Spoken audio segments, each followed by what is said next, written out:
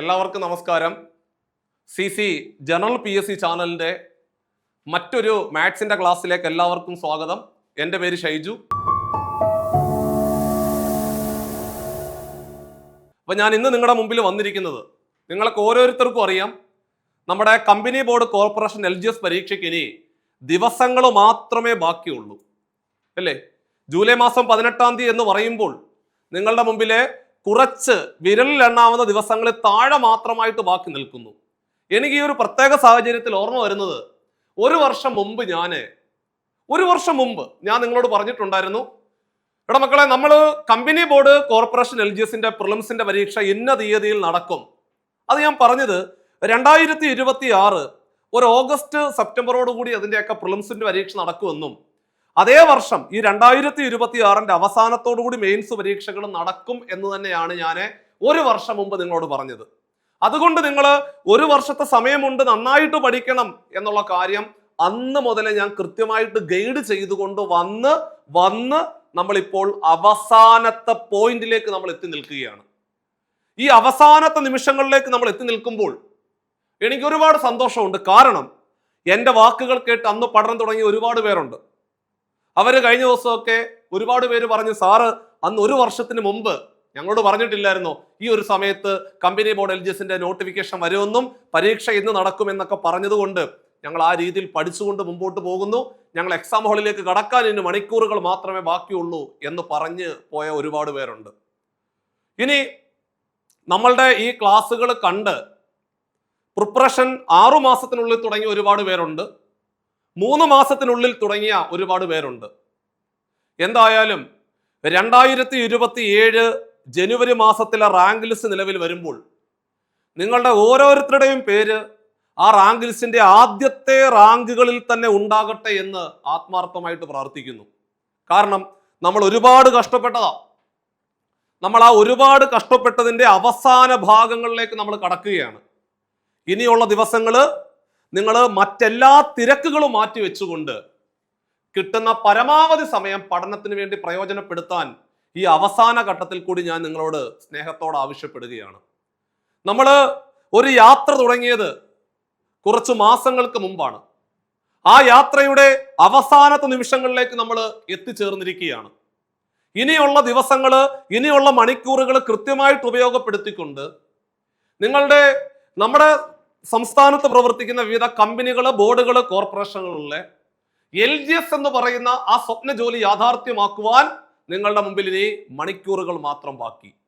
എല്ലാവർക്കും 2027 എന്ന് പറയുന്ന ആ ഒരു വർഷത്തിൽ തന്നെ നിങ്ങളുടെ ആ ഒരു ആഗ്രഹം പൂർത്തീകരിച്ച ഒരു വർഷമായിട്ട് നിങ്ങളുടെ ജീവിത ചരിത്രം രേഖപ്പെടുത്തട്ടെ എന്ന് ഒരിക്കൽ കൂടി പ്രാർത്ഥിച്ചുകൊണ്ട് നമ്മൾ ഇന്നത്തെ ക്ലാസ്സിലേക്ക് കടക്കുന്നു. ഇന്നത്തെ ക്ലാസ്സിന്റെ ഏറ്റവും പ്രധാനപ്പെട്ട പ്രത്യേകത എന്തെന്ന് ചോദിച്ചാൽ, കഴിഞ്ഞ ദിവസം ഞങ്ങൾക്ക് ഏറ്റവും കൂടുതൽ റിക്വസ്റ്റ് വന്നതും ഏറ്റവും കൂടുതൽ മെസ്സേജുകൾ വന്നതും, അത് ഗ്രൂപ്പിൽ കൂടിയാണെങ്കിലും പേഴ്സണലായിട്ടാണെങ്കിലും എല്ലാം, ഈ കഴിഞ്ഞ ദിവസം നടന്നുപോയ LGSന്റെ പരീക്ഷയ്ക്ക് മാത്സിനകത്ത് നിന്ന് ചോദിച്ച 20 ചോദ്യങ്ങളും അതിൻ്റെ ഡീറ്റെയിൽഡ് ആയിട്ടുള്ള എക്സ്പ്ലനേഷനും ക്ലാസ്സിൽ വേണം എന്നാണ് പറഞ്ഞത്. അതിൻ്റെ ഭാഗമായിട്ട് നമ്മൾ ഇന്ന് ഈ കഴിഞ്ഞ ദിവസം 2026 നമ്മൾ കമ്പനി ബോർഡ് LGSന്റെ പ്രിലിംസിന്റെ പരീക്ഷയ്ക്ക് മുമ്പേ നമ്മുടെ മുമ്പിലേക്ക് വന്ന അവസാനത്തെ LGS പരീക്ഷയ്ക്ക് ചോദിച്ച മാത്സിലെ 20 ചോദ്യങ്ങളും അതിന്റെ ഡീറ്റെയിൽഡ് എക്സ്പ്ലനേഷനും ദാ പിടിച്ചു.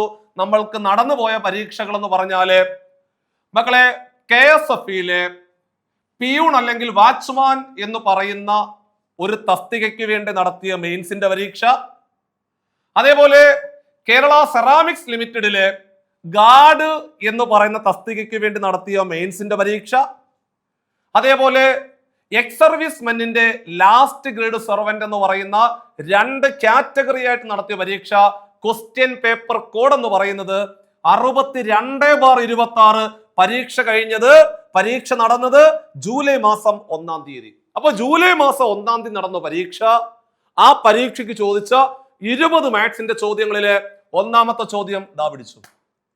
ഇതായിരുന്നു ഒന്നാമത്തെ ചോദ്യം. കാണുമ്പോൾ ഭയങ്കരമായ ഒരു ചോദ്യം അല്ലേ? 1 - 2 +3 -4 +5 -6 +7 ഇങ്ങനെ പോകുന്ന ഒരു സീരീസിന്റെ വില എത്ര എന്നാണ് നമ്മളോട് ചോദിച്ചത്.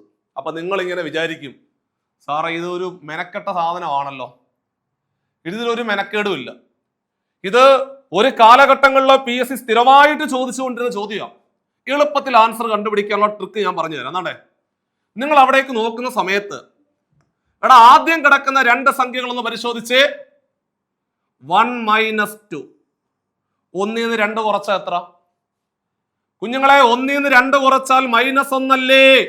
സംഖ്യകൾക്ക് വ്യത്യസ്ത ചിഹ്നമാണെങ്കിൽ വലുതിന്ന് ചെറുത് കുറയ്ക്കുക, വലുതിന്റെ ചിഹ്നം കൊടുക്കുക. 2 - 1 കുറച്ചാൽ 1, വലുതിന്റെ ചിഹ്നം -1. ഇവിടെ നോക്കിക്കേ, +3 -4 കൂടെ ചേർന്നാലും -1 തന്നെയല്ലേ? ആണ്. അപ്പോൾ 5ഉം -6ഉം കൂടെ ചേർന്നാലും -1 തന്നെയല്ലേ?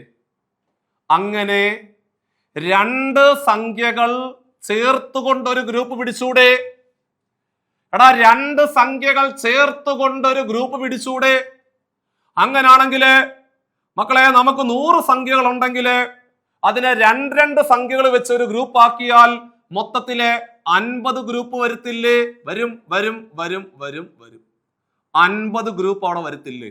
മൊത്തം 100 സംഖ്യകളുണ്ട്, അതിലെ 2 അവന്മാരെ പിടിച്ചൊരു ഗ്രൂപ്പ് ആക്കുക. രണ്ട് അവന്മാരെ പിടിച്ചൊരു ഗ്രൂപ്പ് ആക്കിയാൽ 50 ഗ്രൂപ്പ് വരും. ഒരു ഗ്രൂപ്പിന്റെ സം എത്ര? ഒരു ഗ്രൂപ്പിന്റെ സം എന്ന് പറയുന്നത് -1 അല്ലേ? ഒരു ഗ്രൂപ്പിന്റെ സം -1 ആണെങ്കിൽ 50 ഗ്രൂപ്പ് അല്ലേ നമുക്ക് ഇവിടെ ഉള്ളത്? അപ്പൊ ഈ 50 ഗ്രൂപ്പിന്റെ കൂടെ സം എത്ര എന്ന് ചോദിച്ചാൽ ആ 50നെ -1 കൊണ്ട് ഗുണിച്ചാൽ പോരെ? 50നെ -1 കൊണ്ട് ഗുണിച്ചാലേ ദാ പിടിച്ചു ഉത്തരം -50. ഒരു പ്ലസ് നമ്പറിനെ ഒരു മൈനസ് നമ്പറോട് ഗുണിച്ചാല് ഉത്തരം മൈനസ് ആണെന്നുള്ള കാര്യം ചെറിയ ക്ലാസ്സിൽ പഠിച്ചിട്ടുണ്ട്. അപ്പോൾ 50നെ -1 കൊണ്ട് ഗുണിച്ചാല് നമ്മളുടെ ആൻസർ എന്ന് പറയുന്നത് -50. ഓപ്ഷൻ ബി ആയിരുന്നു അതിന്റെ റൈറ്റ് ആൻസർ എന്ന് പറയുന്നത്. അങ്ങനെയാണെങ്കിൽ ഇവിടെ ഈ സെയിം ചോദ്യത്തിൽ തന്നെ കുഞ്ഞുങ്ങളെ ഇതിന്റെ അവസാനം 200 ആയിരുന്നെങ്കിലോ? 199 അവസാനം 200 ആയിരുന്നെങ്കിലോ? അപ്പൊ നിങ്ങൾ പറയും, സാറേ 200 സംഖ്യകളാണെങ്കിൽ 100 ഗ്രൂപ്പ് വരുമല്ലോ? വരും. ഒരു ഗ്രൂപ്പിന്റെ ആൻസർ എന്ന് പറയുന്നത് -1 അല്ലേ? ആണ്. അപ്പൊ 100 ഗ്രൂപ്പ് ആകുമ്പോ 100 × -1 -100 അല്ലേ ആൻസർ? ശരിയാണ്. അപ്പൊ ഇതായിരുന്നു നമ്മുടെ ഒന്നാമത്തെ ക്വസ്റ്റ്യന്റെ ഉത്തരം. ഇത്തരത്തില് ഭംഗിയായിട്ട് ചെയ്ത് നിങ്ങൾ അത് പഠിക്കുക. ഓരോ ചോദ്യങ്ങളും ബുക്കിനകത്തേക്ക് വൃത്തിയായിട്ട് എഴുതി വെച്ചിട്ട് ഞാൻ ഈ പറയുന്ന എക്സ്പ്ലനേഷൻ ആ ബുക്കിനകത്തേക്ക് വൃത്തിയായിട്ട് എഴുതി മാറുക. ഒരിക്കലും ക്ലാസ് കണ്ട് അങ്ങനെ ഒഴിവാക്കരുത്. ഈ ക്ലാസ് കാണുമ്പോൾ തന്നെ ബുക്ക് എടുക്കുക, പേന എടുക്കുക. ഒന്നാമത്തെ ക്വസ്റ്റ്യൻ പറഞ്ഞു, അതിന്റെ എക്സ്പ്ലനേഷൻ ഞാൻ പറയുന്ന വൃത്തിയായിട്ട് എഴുതി ഫിനിഷ് ചെയ്യുക. പിന്നീട് ചെയ്ത് പഠിക്കുക. കാരണം 18-ാം തീയതി പരീക്ഷാ ഹാളിലേക്ക് പോകുമ്പോൾ ഇത്തരത്തിലുള്ള ചോദ്യങ്ങളാണ് നിങ്ങളുടെ മുമ്പിലേക്ക് വരുന്നത് എന്നുള്ള കാര്യം കൂടെ ഉറപ്പെടുത്തിക്കൊണ്ട് രണ്ടാമത്തെ ക്വസ്റ്റ്യൻ ഇതാണ്. സിമ്പിൾ ചോദ്യം. 2, 6, 12, 20, 30 അടുത്തവൻ ആരാണ്? മക്കളെ, 2ന്റെ കൂടെ 4 കൂട്ടുമ്പോഴല്ലേടാ 6 കിട്ടുന്നത്. 6ന്റെ കൂടെ 6 കൂട്ടിയാൽ 12, 12ന്റെ കൂടെ 8 കൂട്ടിയാൽ 20, 20ന്റെ കൂടെ 10 കൂട്ടിയാൽ 30, 4 കൂട്ടി 6 കൂട്ടി 8 കൂട്ടി 10 കൂട്ടി. അപ്പോൾ സ്വാഭാവികമായിട്ടും 12 ആണ് കൂട്ടേണ്ടത്. 30ന്റെ കൂടെ 12 കൂട്ടിയാൽ 42. Option D is the final answer. പക്ക. ഇത്ര ഉള്ളായിരുന്നു പരിപാടി. Simple question. 4 കൂട്ടി 6 കൂട്ടി 8 കൂട്ടി 10 കൂട്ടി. അപ്പൊ സ്വാഭാവികമായിട്ടും 12 ആണ് കൂട്ടേണ്ടത്. സിമ്പിൾ ചോദ്യമാണ് പരീക്ഷയ്ക്ക് ചോദിച്ചത്. ദാ പിടിച്ചോ മൂന്നാമത്തെ ചോദ്യം. സ്ഥിരമായിട്ട് പരീക്ഷയ്ക്ക് വരുന്ന ചോദ്യം, എപ്പോഴും കാണുന്ന ചോദ്യം. ചോദ്യം ഇതായിരുന്നു: 8, 12, 15 എന്നീ സംഖ്യകൾ കൊണ്ട് ഭാഗിച്ചാൽ ശിഷ്ടം 5 വരുന്ന ഏറ്റവും ചെറിയ സംഖ്യ ഏതാടാ പിള്ളേരെ എന്നാണ് ചോദ്യം. 8, 12, 15 എന്നീ സംഖ്യകൾ കൊണ്ട് ഹരിച്ചാൽ ശിഷ്ടം 5 വരുന്ന ഏറ്റവും ചെറിയ സംഖ്യ എന്ന് ചോദിക്കുമ്പോൾ നിങ്ങൾ ഓരോരുത്തരും പറയും, സാറേ ഇത് LCMന്റെ ചോദ്യമല്ലേ? ആണ്. അപ്പോൾ രണ്ടോ രണ്ടിലധികമോ സംഖ്യകൾ തന്നിട്ട് ആ സംഖ്യകൾ കൊണ്ട് ഹരിച്ചാൽ ശിഷ്ടം ഇത്രയും കിട്ടണം എന്ന് പറഞ്ഞാൽ കുഞ്ഞുങ്ങളെ ആ തന്നിരിക്കുന്ന സംഖ്യകളുടെ LCM കണ്ടുപിടിക്കുക. ആ തന്നിരിക്കുന്ന സംഖ്യകളുടെ LCM കണ്ടുപിടിക്കുക. എത്രയാണോ ശിഷ്ടം വരേണ്ടത് അത് കൂട്ടുക. ഒന്ന് പറഞ്ഞേ. തന്നിരിക്കുന്ന സംഖ്യകളുടെ LCM കണ്ടുപിടിക്കുക. ശിഷ്ടം എത്രയാണോ വരുന്നത് അവനെ അങ്ങോട്ട് കൂട്ടുക. ഒന്നും കൂടെ പറയാം. തന്നിരിക്കുന്ന സംഖ്യകളുടെ LCM കണ്ടുപിടിക്കുക. മക്കളെ, തന്നിരിക്കുന്ന സംഖ്യകളുടെ LCM കണ്ടുപിടിക്കണം. എത്രയാണോ ശിഷ്ടം വരേണ്ടത്, 5 വരണം 5 കൂട്ടുക, 7 വരണം 7 കൂട്ടുക, 3 ശിഷ്ടം വരണമെങ്കിൽ 3 കൂട്ടുക. പരിപാടി കഴിഞ്ഞു. അപ്പോൾ 8ന്റെയും 12ന്റെയും 15ന്റെയും LCM കണ്ടുപിടിക്കണം. എങ്ങനാ? ഘടകക്രിയ ചെയ്ത് കണ്ടുപിടിക്കണം. അങ്ങനല്ലേ പഠിച്ചു വെച്ചിരിക്കുന്നത്? ഘടകക്രിയ എന്ന് പറഞ്ഞ അർത്ഥം ഹരിക്കുക. പറ്റുമോ? ഏതൊക്കെ പറ്റും? ഏതെങ്കിലും 2 എണ്ണമെങ്കിലും ഹരിക്കാൻ പറ്റിയാൽ മതിയടാ. ഏതെങ്കിലും 2 എണ്ണമെങ്കിലും ഹരിക്കാൻ പറ്റിയാൽ മതി. ബാക്കിയുള്ള ഹരിക്കാൻ പറ്റാത്തവനെ താത്തിറക്കാം. അപ്പം പിടിച്ചോ. 8ഉം 12ഉം 15ഉം കൂടാണ് കിടക്കുന്നത്. 2 കൊണ്ട് ചെയ്യാം. 2 കൊണ്ട് ഹരിക്കാൻ എളുപ്പമാണ്. പകുതി എടുത്താൽ മതി, പകുതി എടുത്താൽ മതി. മക്കളെ, 8ന്റെ പകുതി 4, 12ന്റെ പകുതി 6, 15ന്റെ പകുതി എടുക്കാൻ പറ്റത്തില്ല. 15 അതുപോലെ എഴുതി വെച്ചു. എടാ കുഞ്ഞുങ്ങളെ, വീണ്ടും 2 കൊണ്ട് ഹരിക്കാം. 4ന്റെ പകുതി 2, 6ന്റെ പകുതി 3, 15 അതുപോലെ താത്തിറക്കി. വീണ്ടും വേണ്ടേ 3 കൊണ്ട് ചെയ്യാൻ പറ്റും, 3 കൊണ്ട് ഹരിക്കാൻ പറ്റും. 2നെ 3 കൊണ്ട് ഹരിക്കാൻ പറ്റാത്തത് കൊണ്ട് 2 താത്തിറക്കി. 3നെ 3 കൊണ്ട് ഹരിച്ചാൽ 1, 15നെ 3 കൊണ്ട് ഹരിച്ചാൽ 5. ഇനി ഒരു ഘടകക്രിയ പോസിബിൾ അല്ല. അറ്റ്ലീസ്റ്റ് 2 എണ്ണമെങ്കിലും ഹരിക്കാൻ പറ്റണം. പറ്റത്തില്ല. അപ്പൊ നോക്കിക്കേ, ഇനി എല്ലാം കൂടെ ഗുണിച്ചാൽ നമുക്ക് എന്ത് കിട്ടും? LCM കിട്ടും. മക്കളെ, 5 1 കൂടെ ഗുണിച്ചാൽ 5. എടാ, 5ഉം 2ഉം കൂടെ ഗുണിച്ചാൽ 10. 10ന്റെ 3 കൊണ്ട് ഗുണിച്ചാൽ 10 × 3 30.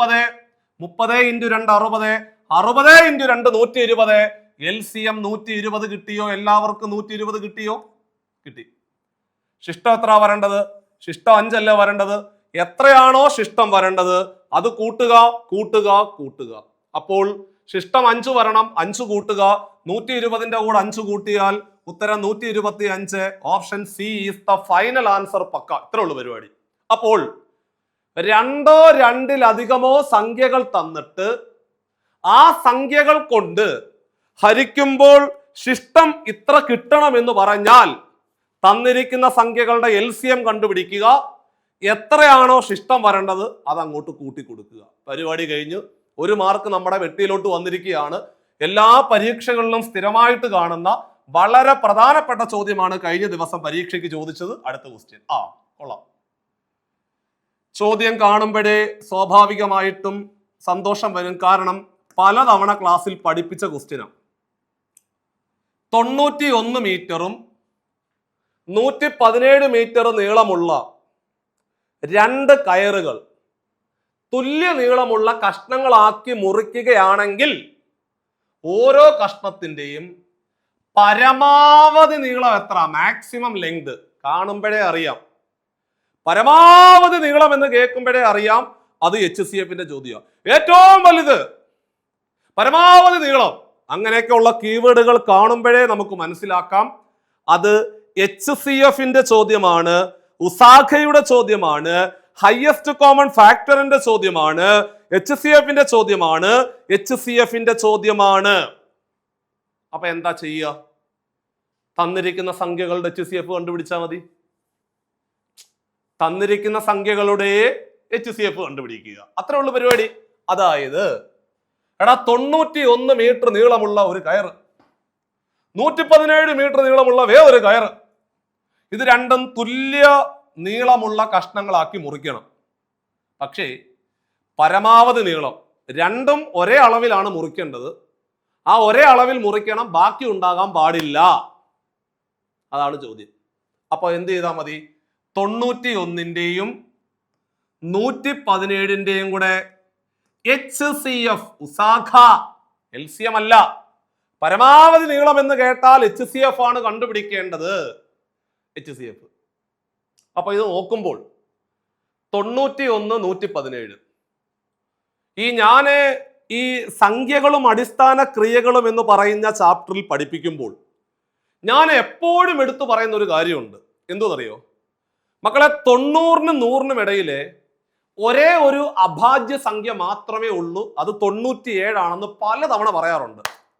അപ്പൊ എന്നോട് എല്ലാവരും ചോദിക്കും, സാറേ ഈ 91 എന്ന് പറയുന്നവൻ അഭാജ്യ സംഖ്യ അല്ലേ? കാണുമ്പോൾ അതുപോലെ ഉണ്ടല്ലോ. എടാ, 91 എന്ന് പറയുന്നവൻ അഭാജ്യ സംഖ്യ അല്ല. കാരണം 91-നെ 7 കൊണ്ട് പൂർണ്ണമായിട്ട് ഹരിക്കാൻ പറ്റും. 7ന്റെ ഗുണിതമാണ്. പലപ്പോഴും നമ്മുടെ മനസ്സിൽ 91 എന്ന് പറയുന്നവൻ അഭാജ്യ സംഖ്യയായിട്ട് തോന്നും. പക്ഷെ അല്ല, 91-നെ 7 കൊണ്ട് പൂർണ്ണമായിട്ട് ഹരിക്കാൻ പറ്റും. അപ്പൊ അതുകൊണ്ട് 91 എന്ന് പറയുന്നവൻ അഭാജ്യ സംഖ്യ അല്ല. അത് മനസ്സിലാക്കണം. അപ്പോൾ ഈ 91 എന്ന് പറയുന്നവനെ 7 കൊണ്ട് ഹരിച്ചാൽ 13 കിട്ടും. അതായത് 13 × 7 ആണ് 91. ഇത് നിങ്ങൾക്ക് അറിയില്ലെങ്കിൽ ഒന്ന് ഓർത്തു വെച്ചോണം. കാരണം എല്ലാവർക്കും സംശയമുള്ളൊരു ഭാഗമാണ്. ഞാൻ എല്ലാവരോടും പലതവണ പറയും, കുഞ്ഞുങ്ങളെ 90-നും 100-നും ഇടയില് എത്ര അഭാജ്യ സംഖ്യകളുണ്ടെന്ന് ചോദിക്കുമ്പോൾ എല്ലാവരും പല ആൻസർ പറയും. ഞാൻ പറയും, അവസാനം പറയും, ഇല്ല, ഒരാളേ ഉള്ളൂ, അവനാണ് 97. കാരണം 97-നെ 97 കൊണ്ടും 1 കൊണ്ടും മാത്രമേ പൂർണ്ണമായിട്ട് ഹരിക്കാൻ പറ്റത്തുള്ളൂ. അതുകൊണ്ട് 97 ഒരു അഭാജ്യ സംഖ്യയാണ്. അല്ലാതെ 91 എന്ന് പറയുന്നവനെ 7 കൊണ്ട് ഹരിക്കാൻ പറ്റും, 13 കൊണ്ട് ഹരിക്കാൻ പറ്റും. അപ്പൊ അതുകൊണ്ട് 91 എന്ന് പറയുന്നവൻ 7ന്റെ ഗുണിതമാണ്, 13ന്റെ ഗുണിതമാണ്. അതൊക്കെ നിങ്ങളുടെ മനസ്സിൽ ഓർമ്മയിൽ സൂക്ഷിച്ചു വെച്ചോണം. ഒരുപാട് ഉപകാരപ്പെടും. കാരണം ചോദ്യകർത്താവ് ആ നമ്പറിലേക്ക് പോയത് നിങ്ങൾക്ക് തെറ്റാനുള്ള ചാൻസ് വളരെ കൂടുതലാണെന്ന് മനസ്സിലാക്കിക്കൊണ്ടാണ് അയാൾ അങ്ങോട്ട് പോയത്. അല്ല 92 ആകുമ്പോൾ 2 കൊണ്ട് ഹരിക്കാൻ പറ്റും, 93-നെ 3 കൊണ്ട് ഹരിക്കാൻ പറ്റും, 94 ആകുമ്പോൾ അതൊക്കെ നിങ്ങൾക്ക് മനസ്സിൽ വരും. പക്ഷേ 91-ൽ നിങ്ങൾ തട്ടും. 91 എന്ന് പറയുന്നവൻ അഭാജ്യ സംഖ്യ അല്ല, 7ന്റെ ഗുണിതമാണ്, 13ന്റെ ഗുണിതമാണെന്ന് ഓർത്തു വെച്ചോണം. ഇനി 117. അപ്പൊ എന്തായാലും 7 ഇല്ല, അതിനകത്ത് 7 ഇല്ല. അപ്പൊ 117-നെ 7 കൊണ്ട് ഹരിക്കാൻ പറ്റത്തില്ലെന്ന് അതിന്റെ അർത്ഥം. പിന്നെ 13 ഉണ്ടോ? ഉണ്ട്. അപ്പൊ നിങ്ങൾക്കൊരു സംശയം വരും, സാറേ 117 എന്ന് പറയുന്നവൻ 13ന്റെ ഗുണിതമാണോ? ആണോ? ചെക്ക് ചെയ്യാം. 13 9 എത്ര? 13 × 9. 9 × 3 27, ശിഷ്ടം 2. 1 9 9, 9 2 11 ആണല്ലോ. അപ്പൊ ഇവന്മാരെ രണ്ടുപേരെയും 13 കൊണ്ട് ഹരിക്കാൻ പറ്റും. എടാ, 91-നെ 13 കൊണ്ട് ഹരിച്ചാൽ 7, 117-നെ 13 കൊണ്ട് ഹരിച്ചാൽ 9. അപ്പോൾ HCF എന്ന് പറഞ്ഞാൽ തന്നിരിക്കുന്ന എല്ലാ സംഖ്യകളെയും പൂർണ്ണമായിട്ട് ഹരിക്കാൻ പറ്റണം, താത്തർക്കാൻ പറ്റത്തില്ല. LCM പോലെ 2 എണ്ണം വന്നാൽ മതി, ഒരെണ്ണം താത്തർക്കാം. അങ്ങനത്തെ പരിപാടി ഇവിടെ പറ്റത്തില്ല. HCF എന്ന് പറഞ്ഞാൽ തന്നിരിക്കുന്ന എല്ലാ സംഖ്യകളെയും പൂർണ്ണമായിട്ട് ഹരിക്കാൻ പറ്റണം. അത് റൂളാ. മാത്രമല്ല സൈഡ് മാത്രമേ എടുക്കാൻ പാടുള്ളൂ. LCM ആവുമ്പോൾ നമ്മൾ എല്ലാം കൂടെ അല്ലേ ഗുണിച്ചു വെച്ചത് ആണ്. പക്ഷേ HCF എന്ന് പറഞ്ഞാല് തന്നിരിക്കുന്ന എല്ലാ സംഖ്യകളെയും പൂർണ്ണമായിട്ട് ഹരിക്കാൻ പറ്റണം. മാത്രമല്ല സൈഡ് മാത്രമേ എടുക്കാൻ പാടുള്ളൂ. സൈഡ് ഉള്ളി, സൈഡ് ഉള്ളി, സൈഡ് ഉള്ളി, സൈഡ് ഉള്ളി. ആൻസർ 13, ഉത്തരം 13. അതായത് 13 വെച്ച് കട്ട് ചെയ്ത് കഴിഞ്ഞാൽ നിങ്ങൾക്ക് പരമാവധി നീളം കിട്ടും എന്ന് അർത്ഥം. വളരെ നല്ലൊരു ചോദ്യമാണ്. അറിയില്ലെങ്കിൽ ഇത് നോട്ട് ചെയ്ത് വെക്കണം, എഴുതി പഠിക്കണം. സ്നേഹത്തോട് ഓർമ്മപ്പെടുത്തുന്നു, എഴുതി പഠിക്കണം എന്നുള്ള കാര്യം വീണ്ടും ഓർമ്മപ്പെടുത്തുന്നത് പരീക്ഷാ ഹാളിൽ നിന്ന് ഇറങ്ങി വരുമ്പോൾ മാത്രമേ നിങ്ങൾക്ക് അതിന്റെ ആ ഒരു ഞാൻ ഇപ്പോൾ പറയുന്നതിന്റെ ലോജിക്ക് മനസ്സിലാവത്തുള്ളൂ. എഴുതി പഠിക്കുന്നത് എന്ന് പറയുമ്പോൾ 3 തരത്തിൽ തുല്യമാണ്. നിങ്ങൾ കണ്ടുപഠിക്കുന്നതും എഴുതി പഠിക്കുന്നതും തമ്മിൽ ഒരുപാട് വ്യത്യാസമുണ്ട്. നിങ്ങൾ എഴുതി പഠിക്കുമ്പോൾ അത് 3 തവണ പഠിച്ചതിന് തുല്യമാണ്. അതുകൊണ്ട് എഴുതി പഠിക്കാൻ പ്രത്യേകം ശ്രദ്ധിക്കുക. ചോദ്യം എഴുതുക, HCF കണ്ടുപിടിക്കുക. ആൻസർ ഓപ്ഷൻ ബി ആണ് റൈറ്റ് ആൻസർ. മക്കളെ, അടുത്ത ക്വസ്റ്റ്യൻ ഇതാണ്ടേ. അപ്പൊ നമുക്ക് അടുത്ത ചോദ്യത്തിലേക്ക് പതിയെ കടക്കാം. ദാ പിടിച്ചു അടുത്ത ക്വസ്റ്റ്യൻ ഇതാണ്ടേ. 3/5, 5/8, 2/3 എന്നിവയെ ആരോഹണ ക്രമത്തിൽ എഴുതുക എന്നായിരുന്നു ചോദ്യം. കൊള്ളാം. നമ്മൾ എപ്പോഴും കാണുന്ന ക്വസ്റ്റ്യൻ ആയതുകൊണ്ട് ഈ ഒരു ചോദ്യത്തിന് ഉത്തരം സ്വാഭാവികമായിട്ടും എൻ്റെ മക്കൾ എല്ലാവരും ചെയ്തിട്ടുണ്ടാകും എന്നുള്ള കാര്യം എനിക്ക് ഉറപ്പാണ്. കാരണം പലതവണ ക്ലാസ്സിൽ പറഞ്ഞു, ഒരുപാട് ഷോട്ട് ചെയ്യാറുണ്ട്. ആരോഹണം, അവരോഹണം, ചെറുതേത്, വലുതേത്.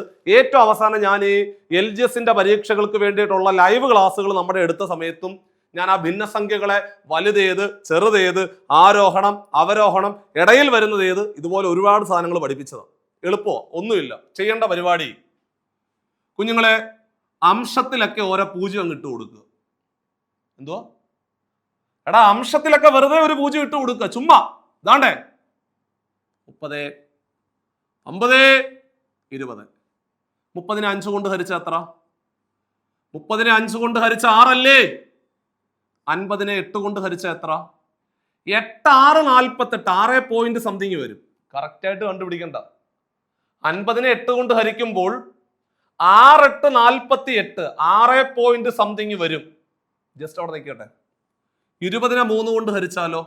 അപ്പോഴും 6 3 18. 6 പോയിന്റ് സംതിങ് വരും. അപ്പൊ നമുക്കൊരു സംശയം വരും, സാറേ ഇവന്മാർ രണ്ടിൽ ആരാ വലുത്? ഒരു സംശയം വന്നു അല്ലേ? അതിപ്പം കുറച്ചും കൂടെ ഒന്ന് ഉറപ്പിക്കുക. എന്നാണ്ട് നോക്ക്, 50നെ നമുക്ക് 8 കൊണ്ട് ഹരിക്കുമ്പോൾ ദാണ്ട ഒന്നുകൂടെ എന്റെ കൂടെ നോക്കിയേ. 6 8 48. 2 കുത്ത് 0.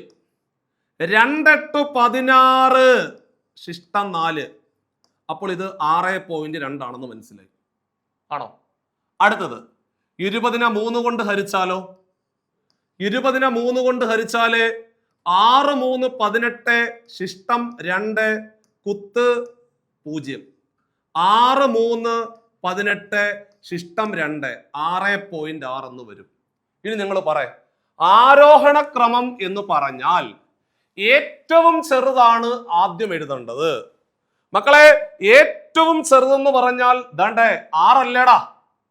അപ്പോൾ 3/5 ആണ് ഏറ്റവും ചെറുത് എന്ന് മനസ്സിലായി. അപ്പൊ ഏറ്റവും ചെറിയ ഭിന്നസംഖ്യ ഏതെന്ന് ചോദിച്ചാൽ അത് 3/5. ആരോഹണ ക്രമം എന്ന് പറഞ്ഞാൽ ഏറ്റവും ചെറുതിൽ നിന്നും വലുതിലേക്ക് സംഖ്യകളെ അറേഞ്ച് ചെയ്യുന്ന മെത്തേഡിനെ പറയുന്ന പേരാണ് ആരോഹണ ക്രമം എന്ന് പറയും. അപ്പൊ അങ്ങനാണെങ്കിൽ ഏറ്റവും ചെറുത് ദേണ്ടേ ആ 3/5 ആണ്. അത് കഴിഞ്ഞാൽ പിന്നെ ഉള്ളതിൽ ചെറുത് ഇവന്മാര് രണ്ടിൽ ആരാ ചെറുത്? ഇവന്മാര് രണ്ടിൽ ഇവനല്ലേ ചെറുത്. അപ്പൊ ഈ തന്നിരിക്കുന്നത് ആക്ച്വലി ആരോഹണ ക്രമത്തിലാണ്. തന്നിരിക്കുന്ന സംഖ്യകൾ ആരോഹണ ക്രമത്തിൽ തന്നെയാണ്. അപ്പോൾ 3/5, 5/8, 2/3 ഓപ്ഷൻ എ തന്നെയാണ് അതിന്റെ ശരിയായിട്ടുള്ള ഉത്തരം. കാരണം തന്നിരിക്കുന്ന ആ സംഖ്യകൾ അവന്മാര് 3 പേരുടെയും ഓർഡർ ഡയറക്റ്റ് ആയിട്ട് തന്നിരിക്കുന്നു. അത് ആരോഹണ ക്രമത്തിലായിരുന്നു എന്നുള്ളതായിരുന്നു ശരിയായിട്ടുള്ള ഉത്തരം. Option A is the right answer, pakka answer. ഇനി അവര് അവരോഹണ ക്രമത്തിലാണ് ചോദിച്ചിരുന്നതെങ്കിൽ ഏറ്റവും വലുത് ആദ്യം എഴുതണം. വലുതിൽ നിന്ന് സംഖ്യകളെ ചെറുതിലേക്ക് അറേഞ്ച് ചെയ്യുന്ന മെത്തേഡിനെ പറയുന്ന പേരാണ് അവരോഹണ ക്രമം, ഡിസെൻഡിങ് ഓർഡർ, ഡിക്രീസിങ് ഓർഡർ എന്ന് പറയും. ഇതൊക്കെ നിങ്ങൾ വൃത്തിയായിട്ട് എഴുതി വെച്ചോണം. ഇടയിൽ വരുന്ന ഭിന്നസംഖ്യ ഏത്, അല്ലെങ്കിൽ കുറെ എണ്ണം തന്നിട്ട് വലുതേത് ചെറുതേത്, ഇങ്ങനെയുള്ള ചോദ്യങ്ങൾ സ്ഥിരമായിട്ട് പരീക്ഷയ്ക്ക് ചോദിക്കാറുണ്ട്. ആ മേഖലകൾ കണ്ടെത്തിക്കൊണ്ട് കൂടുതൽ കൂടുതൽ ചോദ്യങ്ങൾ ചെയ്തു പഠിക്കണം എന്നുള്ള കാര്യം കൂടെ ഓർമ്മപ്പെടുത്തുകയാണ്. ഭിന്നസംഖ്യകളുമായിട്ട് ബന്ധപ്പെട്ടുകൊണ്ടും ദശാംശ സംഖ്യകളായിട്ട് ബന്ധപ്പെട്ടുകൊണ്ടും ഒരുപാട് ചോദ്യങ്ങൾ പരീക്ഷയ്ക്ക് ചോദിക്കും എന്നുള്ള കാര്യം കൂടെ ഓർമ്മപ്പെടുത്തുന്നു. ഓപ്ഷൻ എ ആയിരുന്നു റൈറ്റ് ആൻസർ. അടുത്തത്, ഒരു സമചതുരത്തിന്റെ ചുറ്റളവ് 36 സെന്റിമീറ്റർ ആണെങ്കിൽ എടാ കുഞ്ഞുങ്ങളെ അതിന്റെ പരപ്പളവ് എത്ര എന്നായിരുന്നു ചോദ്യം. സാധാരണ നമുക്ക് സിലബസിനകത്ത് ജോമെട്രി ഇല്ലെങ്കിൽ പോലും ഞാൻ പറഞ്ഞായിരുന്നു സമചതുരം ചോദിക്കാനുള്ള ചാൻസ് ഉണ്ടെന്ന് ഞാൻ പറഞ്ഞു, ചോദിച്ചു. കാരണം സമചതുരം എന്നൊക്കെ പറഞ്ഞു കഴിഞ്ഞാൽ ഒരു 7ാം ക്ലാസ്സുകാരന്റെ നിലവാരത്തിൽ വരുന്ന ചോദ്യങ്ങളുടെ അതേ രീതി തന്നെ. അപ്പോൾ നമ്മൾ പഠിച്ചിട്ടുണ്ട് സമചതുരത്തിന്റെ ചുറ്റളവ് കണ്ടുപിടിക്കാനുള്ള ഇക്വേഷൻ. ദാ പിടിച്ചോ, ദേ പിടിച്ചോ, ദാ പിടിച്ചോ. എടാ ചുറ്റളവ് കണ്ടുപിടിക്കാനുള്ള equation 4a 4a 4a 4a. പരപ്പളവ് കണ്ടുപിടിക്കാനുള്ള ഇക്വേഷൻ പരപ്പളവ് അല്ലെങ്കിൽ ഏരിയ അല്ലെങ്കിൽ വിസ്തീർണം a square a square a square a square. ചുറ്റളവ് 4a, ചുറ്റളവ് 4a, പരപ്പളവ് എ സ്ക്വയർ. മറക്കരുത്, ചുറ്റളവ് കണ്ടുപിടിക്കാനുള്ള ഇക്വേഷൻ 4a ആണ്. പരപ്പളവ് അല്ലെങ്കിൽ വിസ്തീർണം കണ്ടുപിടിക്കാനുള്ള ഇക്വേഷൻ എ സ്ക്വയർ ആണ്. എ സ്ക്വയർ ആണ്. വികർണം കണ്ടുപിടിക്കാനുള്ള ഇക്വേഷൻ വികർണം കണ്ടുപിടിക്കാനുള്ള equation a√2 a√2 a√2 a√2 a√2. ഒരു 4 വട്ടം പറയുമ്പോൾ മനസ്സിലങ്ങ് തെറ്റാവുന്നതാണ്. ക്ലിയർ ആയോ? അപ്പൊ ഈ 3 കാര്യങ്ങളും മനസ്സിൽ ഓർമ്മയിലുണ്ടാണ്. ചില സമയത്ത് വികർണം തന്നിട്ട് വിസ്തീർണം കണ്ടുപിടിക്കാൻ ചോദിക്കും, നമ്മളെ ഒന്ന് പറ്റിക്കാൻ ശ്രമിക്കും. സാധാരണ നമുക്ക് പരപ്പളവ് കണ്ടുപിടിക്കാൻ എ സ്ക്വയർ മാത്രമല്ലേ അറിയത്തുള്ളൂ, അവിടെ സൈഡ് തരണമല്ലോ. ഇവന്മാര് വികർണം തന്നിട്ട് വിസ്തീർണം കണ്ടുപിടിക്കാൻ ചോദിക്കുമ്പോൾ മക്കളെ, വികർണം തന്നിട്ട് വിസ്തീർണം കണ്ടുപിടിക്കാൻ ചോദിച്ചാൽ, എടാ വികർണം തന്നിട്ട് പരപ്പളവ് അല്ലെങ്കിൽ വിസ്തീർണം കണ്ടുപിടിക്കാൻ ചോദിച്ചാൽ d²/2 d²/2 d²/2. അപ്പോൾ ചുറ്റളവ് 36, അതായത് 4a വിലയാണ് 36. മക്കളെ, 4a വില 36 ആണെങ്കിൽ 4a വില 36 ആണെങ്കിൽ a is equal to 36 divided by 4 9 അല്ലടാ കുഞ്ഞുങ്ങളെ, അല്ലേ? ചുറ്റളവ് അവർ തന്നിട്ടുണ്ട് 36, ചുറ്റളവ് എന്ന് പറഞ്ഞാൽ 4a. അപ്പൊ 4a വില 36. അപ്പോൾ അവിടുന്ന് a കണ്ടുപിടിക്കാൻ 36 4 കൊണ്ട് ഹരിച്ചു 9 വന്നു. എയുടെ വില 9 കിട്ടിയാൽ നമുക്കറിയാം പരപ്പളവ് കണ്ടുപിടിക്കാനുള്ള ഇക്വേഷൻ എ സ്ക്വയറാ. അപ്പോൾ 9ന്റെ സ്ക്വയർ എത്ര? ഒരു സംഖ്യയുടെ സ്ക്വയർ കണ്ടുപിടിക്കാൻ ആ സംഖ്യ കൊണ്ട് ഗുണിച്ചാൽ മതി. 9ന്റെ സ്ക്വയർ 81. ഉത്തരം 81. Option A is the pakka answer. Option A ആയിരുന്നു റൈറ്റ് ആൻസർ. സിമ്പിൾ ആയിട്ട് മാർക്ക് കിട്ടിയില്ലേ? ഇത്രേ ഉള്ളായിരുന്നു. ഓരോ പരീക്ഷകളുടെയും ചോദ്യങ്ങളുടെ നിലവാരം മനസ്സിലാക്കിയിട്ട്, അതാണ് നമ്മുടെ പരീക്ഷകളുടെ ക്വസ്റ്റ്യൻ പേപ്പറിന്റെ നിലവാരം എന്ന് മനസ്സിലാക്കിയിട്ട് വേണം നിങ്ങൾ പരീക്ഷയ്ക്ക് വേണ്ടിയിട്ടുള്ള മാത്സിലെ ചോദ്യങ്ങൾ തയ്യാറെടുത്ത് പോകാൻ. വയസ്സുമായിട്ട് ബന്ധപ്പെട്ട ചോദ്യമാണ്, വേണമെങ്കിൽ അങ്ങനെ പറയാം. കാരണം ഇത് ശരാശരിയാണ്. വയസ്സുമായിട്ട് ബന്ധപ്പെട്ട വേണമെങ്കിൽ ഒരു ക്ലബ് ചെയ്യാം നമുക്കല്ലേ. ഞാൻ നേരത്തെയൊക്കെ പറഞ്ഞു തന്നിട്ടുണ്ട് ഇത്. അതായത് ഒരു ക്ലാസ്സിലെ 20 കുട്ടികളുടെ ശരാശരി വയസ്സ് 12.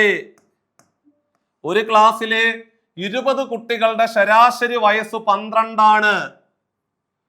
പുതിയ ഒരു കുട്ടി കൂടി വന്നപ്പോൾ ശരാശരി 13 ആയി. അങ്ങനാണെങ്കിൽ ആ പുതിയ കുട്ടിയുടെ വയസ്സെത്ര എന്നാണ് ചോദ്യം. എത്രയോ തവണ ക്ലാസ്സിൽ പഠിപ്പിച്ച ചോദ്യമാണ്. ഒരുപാട് തവണ പഠിപ്പിച്ച് നമ്മൾ മടുത്തൊരു ചോദ്യമാണ് ഇതല്ലേ. ഇത് കാണുമ്പോഴേ നിങ്ങൾ ആൻസർ ചെയ്തിട്ടുണ്ടോ മക്കളെ? 20 കുട്ടികളുടെ ശരാശരി വയസ്സെന്ന് പറയുന്നത് 12 ആണ്. എഴുതി വെച്ചു. ഒരാളും കൂടെ വന്നു. അപ്പൊ ആളുകളുടെ എണ്ണം എത്രയായി? 21. നേരത്തെ 20 അല്ലായിരുന്നോ? ഇപ്പൊ 21 ആയി. ശരാശരി അപ്പൊ എത്രയായി? 12 എന്നുള്ളത് 13 ആയിട്ട് മാറി, അല്ലേ? ആണോ? നേരത്തെ 20 പിള്ളേരുണ്ടായിരുന്നു, ശരാശരി 12. ഒരാളും കൂടെ വന്നു എന്ന് പറയുമ്പോൾ 21. ശരാശരി എത്രയായി? 13 ആയി. ആ പുതുതായിട്ട് വന്ന കുട്ടിയുടെ മാർക്ക് എത്ര എന്നാണ് ചോദ്യകർത്താവ്. അല്ല, വയസ്സെത്ര പോട്ടെ, മാർക്കിന് പകരം ഇവിടെ വയസ്സാണ്, എന്തെങ്കിലും ആയിക്കോട്ടെ, അതൊക്കെ പോട്ടെ. വയസ്സെത്ര എന്നാണ് ചോദ്യം. ഞാൻ പലതവണ പറഞ്ഞു തന്നിട്ടുണ്ട്. ഒരാൾ വന്നു, ശരാശരി 1 കൂടി, ഇങ്ങനെ വരുന്ന ചോദ്യം. ഒരാൾ വന്നു, ശരാശരി 1 കൂടി, ഒന്നും കൂടെ ഒരാൾ വന്നു, ശരാശരി 1 കൂടി. അങ്ങനെയാണെങ്കിൽ ക്രോസ് ആയിട്ട് കൂട്ടിയാൽ മതി. എന്തോ പറഞ്ഞത്? ക്രോസ് ആയിട്ട് കൂട്ടുക. വേണ്ടേ? 20ഉം 13ഉം കൂടെ കൂട്ടിയ എത്ര? 20ഉം 13ഉം കൂടെ കൂട്ടിയ 33 അല്ലേ പിള്ളേരെ? Answer option D. പരിപാടി കഴിഞ്ഞു. ഇത്രേ ഉള്ളൂ. അപ്പൊ നിങ്ങൾ എന്നോട് ചോദിക്കും, സാർ എന്താ സാർ അങ്ങനെ കൂട്ടിയത്? ഞങ്ങൾ ഇങ്ങനെ കൂട്ടാൻ ഇഷ്ടപ്പെടുന്നു. കൂട്ടിക്കൂ, നിങ്ങൾക്ക് അങ്ങനെ ഇഷ്ടമെങ്കിൽ അങ്ങനെ കൂട്ടിക്കോ. 21ഉം 12ഉം കൂടെ കൂട്ടിയ എത്ര? അപ്പോഴും 33. അപ്പോൾ ഒരാൾ വന്നു, ശരാശരി 1 കൂടി എന്ന് പറയുന്ന ഏത് ചോദ്യവും പരീക്ഷയ്ക്ക് ചോദിച്ചാലും ക്രോസ് ആയിട്ട് കൂട്ടുക. ഇങ്ങനെ അങ്ങ് കാണാതെ അങ്ങ് പഠിച്ചങ്ങ് വെച്ചാൽ മതി. പരിപാടി കഴിഞ്ഞു. ഇത്രേ ഉള്ളൂ പരിപാടി. എളുപ്പമല്ലേ? അപ്പൊ നിങ്ങൾ എന്നോട് ചോദിക്കും, സാറേ ഈ ഒരാൾ വന്നു, ശരാശരി 1 കൂടി, അതാണെങ്കിൽ ഞങ്ങൾ അങ്ങ് ചെയ്തോളാം. മാറ്റം വന്നാലോ? ശരാശരി 2 കൂടി 1 കുറഞ്ഞു, അങ്ങനൊക്കെ വരുവാണെങ്കിൽ ഞങ്ങൾ എന്ത് ചെയ്യും? അതല്ലേ നിങ്ങളുടെ അടുത്ത സംശയം. വഴിയുണ്ട്, പറഞ്ഞുതരാം. എന്താ, ഇങ്ങോട്ട് പോ. അപ്പൊ നിങ്ങൾ എന്ത് ചെയ്യണം അറിയോ? ഞാൻ ഇങ്ങോട്ട് നോക്ക്. 20 21 ആകണമെങ്കിൽ എന്ത് ചെയ്യണം? 20 21 ആകണമെങ്കിൽ പറ 1 കൂട്ടണം. അല്ലേടാ, 20ന്റെ കൂടെ 1 കൂട്ടുമ്പോഴാണ് 21 കിട്ടുന്നത്. സെറ്റല്ലേ? അതേപോലെ 12 13 ആകണമെങ്കിൽ എന്ത് ചെയ്യണം? അപ്പോഴും 1 കൂട്ടിയാൽ മതി. 12ന്റെ കൂടെ 1 കൂട്ടുമ്പോഴാണ് 13 കിട്ടുന്നത്. ഓക്കെ ആണോ? പക്ക. ഇനി നിങ്ങൾ ചെയ്യേണ്ട പരിപാടി എന്ന് പറയോ? ചെയ്യേണ്ട പരിപാടി, ഇടതുവശത്തെ ആദ്യ സംഖ്യയും വലതുവശത്തെ ഡിഫറൻസ് നമ്പറോടെ മൾട്ടിപ്ലൈ ചെയ്യുക. കണ്ടോ? ഇടതുവശത്തെ ആദ്യ സംഖ്യയും വലതുവശത്തെ ഡിഫറൻസ് നമ്പറോടെ മൾട്ടിപ്ലൈ ചെയ്യുക. 20ഉം 1ഉം കൂടെ ഗുണിച്ചാൽ എത്ര? 20. ഓക്കെ ആണോ? ഓക്കെ. അവിടുന്ന് ദാണ്ടേ ഇങ്ങോട്ട് നോക്ക്, താഴോട്ട് കാണണം. ദാണ്ടേ വലതുവശത്തെ അവസാന സംഖ്യയും ഇടതുവശത്തെ ഡിഫറൻസ് നമ്പറോടെ മൾട്ടിപ്ലൈ ചെയ്യുക. 13ഉം 1ഉം കൂടെ ഗുണിച്ചാൽ എത്ര? 13 പ്ലസ് 13. മറ്റേ സംഖ്യയുടെ തുടക്കമായതുകൊണ്ടാണ് പ്ലസ് എഴുതാഞ്ഞത്. അപ്പോൾ 13 1ഉം കൂടെ ഗുണിച്ചാൽ പ്ലസ് 13. ഇനി പറ, 20ഉം 13ഉം കൂടെ ചേർന്ന എന്തായി? 33. ആൻസർ 33.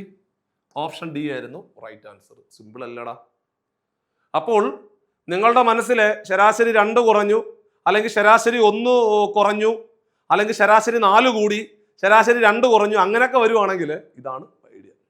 അല്ലാതെ ഒരാൾ വന്നു ശരാശരി 1 കൂടി എന്ന് പറയുന്ന ഏത് ചോദ്യം പരീക്ഷയ്ക്ക് ചോദിച്ചാലും കുഞ്ഞുങ്ങളെ ക്രോസ് ആയിട്ട് കൂട്ടുക. 21ഉം 12ഉം കൂടെ കൂട്ടിയാൽ 33, അല്ലെങ്കിൽ 20ഉം 13ഉം കൂടെ കൂട്ടിയാൽ 33.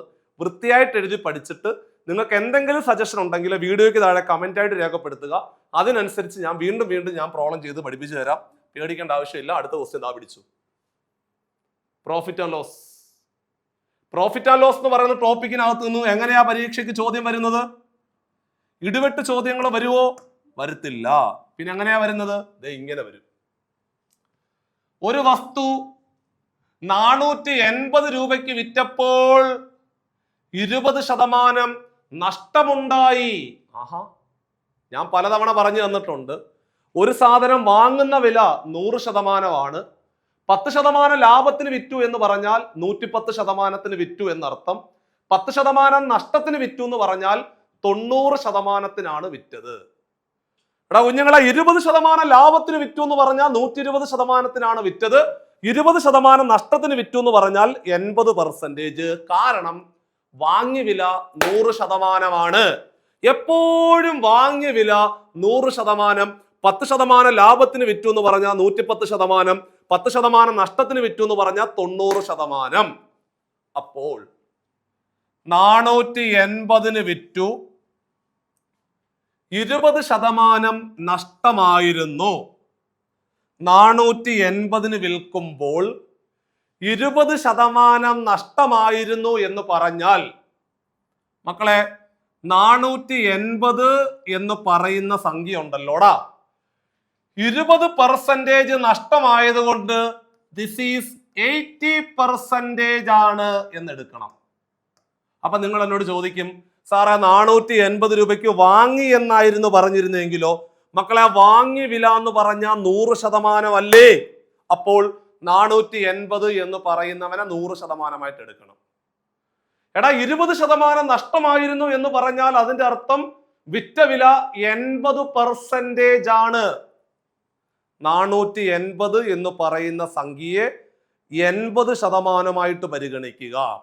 അടുത്തത് 20% ലാഭം കിട്ടണം എന്നല്ലേ പറഞ്ഞത്?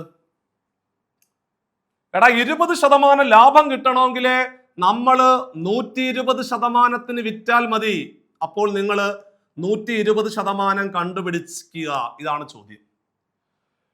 20% ലാഭം കിട്ടാൻ എത്ര രൂപയ്ക്ക് വിൽക്കണം? 20% ലാഭം കിട്ടണമെങ്കിൽ 120% വിൽക്കണം. 120% കണ്ടുപിടിക്കേണ്ടത്. 120% ആണ് കണ്ടുപിടിക്കേണ്ടത്. കാരണം 20% ലാഭം കിട്ടണമെങ്കിൽ 120% വിൽക്കേണ്ടത്. 20% നഷ്ടമാണെങ്കിൽ വിറ്റ വില 80%. 20% ലാഭം കിട്ടണമെങ്കിൽ 120% വിൽക്കണം. ക്രോസ് ചെയ്തു. രണ്ടെണ്ണം ഉള്ളത് ഗുണിക്കുക. എളുപ്പവഴി അതാണ്, ക്രോസ് ആയിട്ട് ഗുണിക്കാനുള്ള എളുപ്പവഴി. രണ്ടെണ്ണം ഉള്ളത് ഗുണിക്കുക. രണ്ടെണ്ണം ഉള്ളത് 480 120 ആണ്. ഒരെണ്ണം ഉള്ളത് ഹരിക്കുക, ഒരെണ്ണം ഉള്ളത് 80.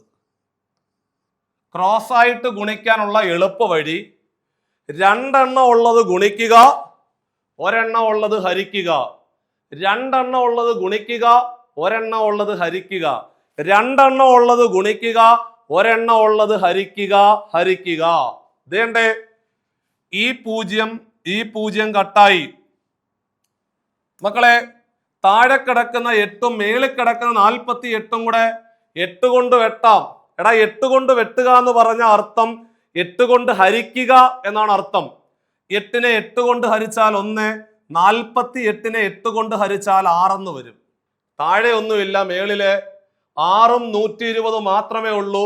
120നെ 6 കൊണ്ട് ഗുണിച്ചാല് 12 72 ഒരു പൂജ്യം കൂടെ ചേർത്ത് എഴുതിയാൽ 720. സെറ്റ് പ്രോബ്ലം ആണ്. പരീക്ഷയ്ക്ക് ഇനിയും ചോദിക്കാനുള്ള സാധ്യത വളരെ വളരെ കൂടുതൽ. ചോദ്യം വന്നത് ലാഭവും നഷ്ടവും എന്ന് പറയുന്ന ചാപ്റ്ററുമായിട്ട് ബന്ധപ്പെട്ട ചോദ്യം. 20% ലാഭത്തിന് വിറ്റു എന്ന് പറഞ്ഞാൽ 120%, 20% നഷ്ടത്തിന് വിറ്റു എന്ന് പറഞ്ഞാൽ 80%, 30% ലാഭത്തിന് വിറ്റു എന്ന് പറഞ്ഞാൽ 130%, 30% നഷ്ടത്തിന് വിറ്റു എന്ന് പറഞ്ഞാൽ 70%, വാങ്ങി വില എന്ന് പറഞ്ഞാൽ 100% ആണെന്നുള്ള കാര്യം ഒരിക്കലും മറന്നുപോകാൻ പാടില്ല. വളരെ വളരെ പ്രധാനപ്പെട്ട ചോദ്യമാണ് ക്ലാസ്സില് പറഞ്ഞ് അവസാനിപ്പിച്ചത്. അപ്പൊ നമുക്ക് അടുത്ത ചോദ്യത്തിലേക്ക് പതിയെ കടക്കാം. അടുത്ത ചോദ്യം ഇതാണ്, ദശാംശ സംഖ്യകളുമായിട്ട് ബന്ധപ്പെട്ടു വരുന്ന ചോദ്യമാണ്. നിങ്ങൾ പേടിക്കൊന്നും വേണ്ട. ദശാംശ സംഖ്യകളുമായിട്ട് ബന്ധപ്പെട്ട് വരുന്ന ഒരു സിമ്പിൾ ചോദ്യം, ഒന്നുമില്ല. ഇതാണ്ടേ, ഇവിടെ ഒരു ദശാംശ സംഖ്യ അവിടെയുണ്ട്. ഇത് മൂന്നും കൂടെ കൂട്ടിയിട്ട് അതിനകത്ത് അതൊന്ന് കുറയ്ക്കുക. പരിപാടി കഴിഞ്ഞു. അപ്പൊ കൂട്ടാനും കുറയ്ക്കാനും ഗുണിക്കാനും ഹരിക്കാനും വൃത്തിയായിട്ട് പഠിച്ചു വെച്ചോണം. പരീക്ഷയ്ക്ക് ഉറപ്പായിട്ടും ചോദിക്കും. ദശാംശ സംഖ്യകളെ കൂട്ടാനും കുറയ്ക്കാനും ഗുണിക്കാനും ഹരിക്കാനും വൃത്തിയായിട്ട് പഠിച്ചു വെച്ചോണം. അത് വളരെ പ്രധാനപ്പെട്ട ഭാഗമാണ്.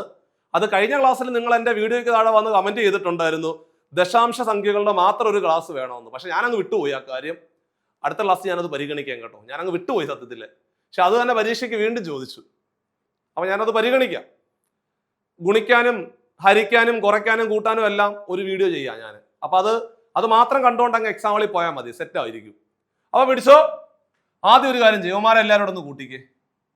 4.32 0.8 12.001 ഇത്രയും കൂടെ നമുക്ക് ആദ്യം ചെയ്യാം.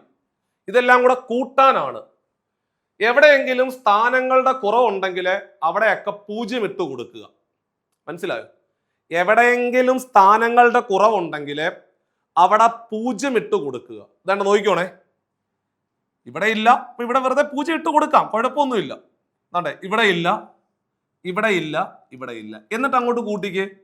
0.001 കൂട്ടിയ 1, 2.0.0 കൂട്ടിയ 2, 3 8 കൂടെ കൂട്ടിയാൽ 11, ശിഷ്ടം 1 വരും.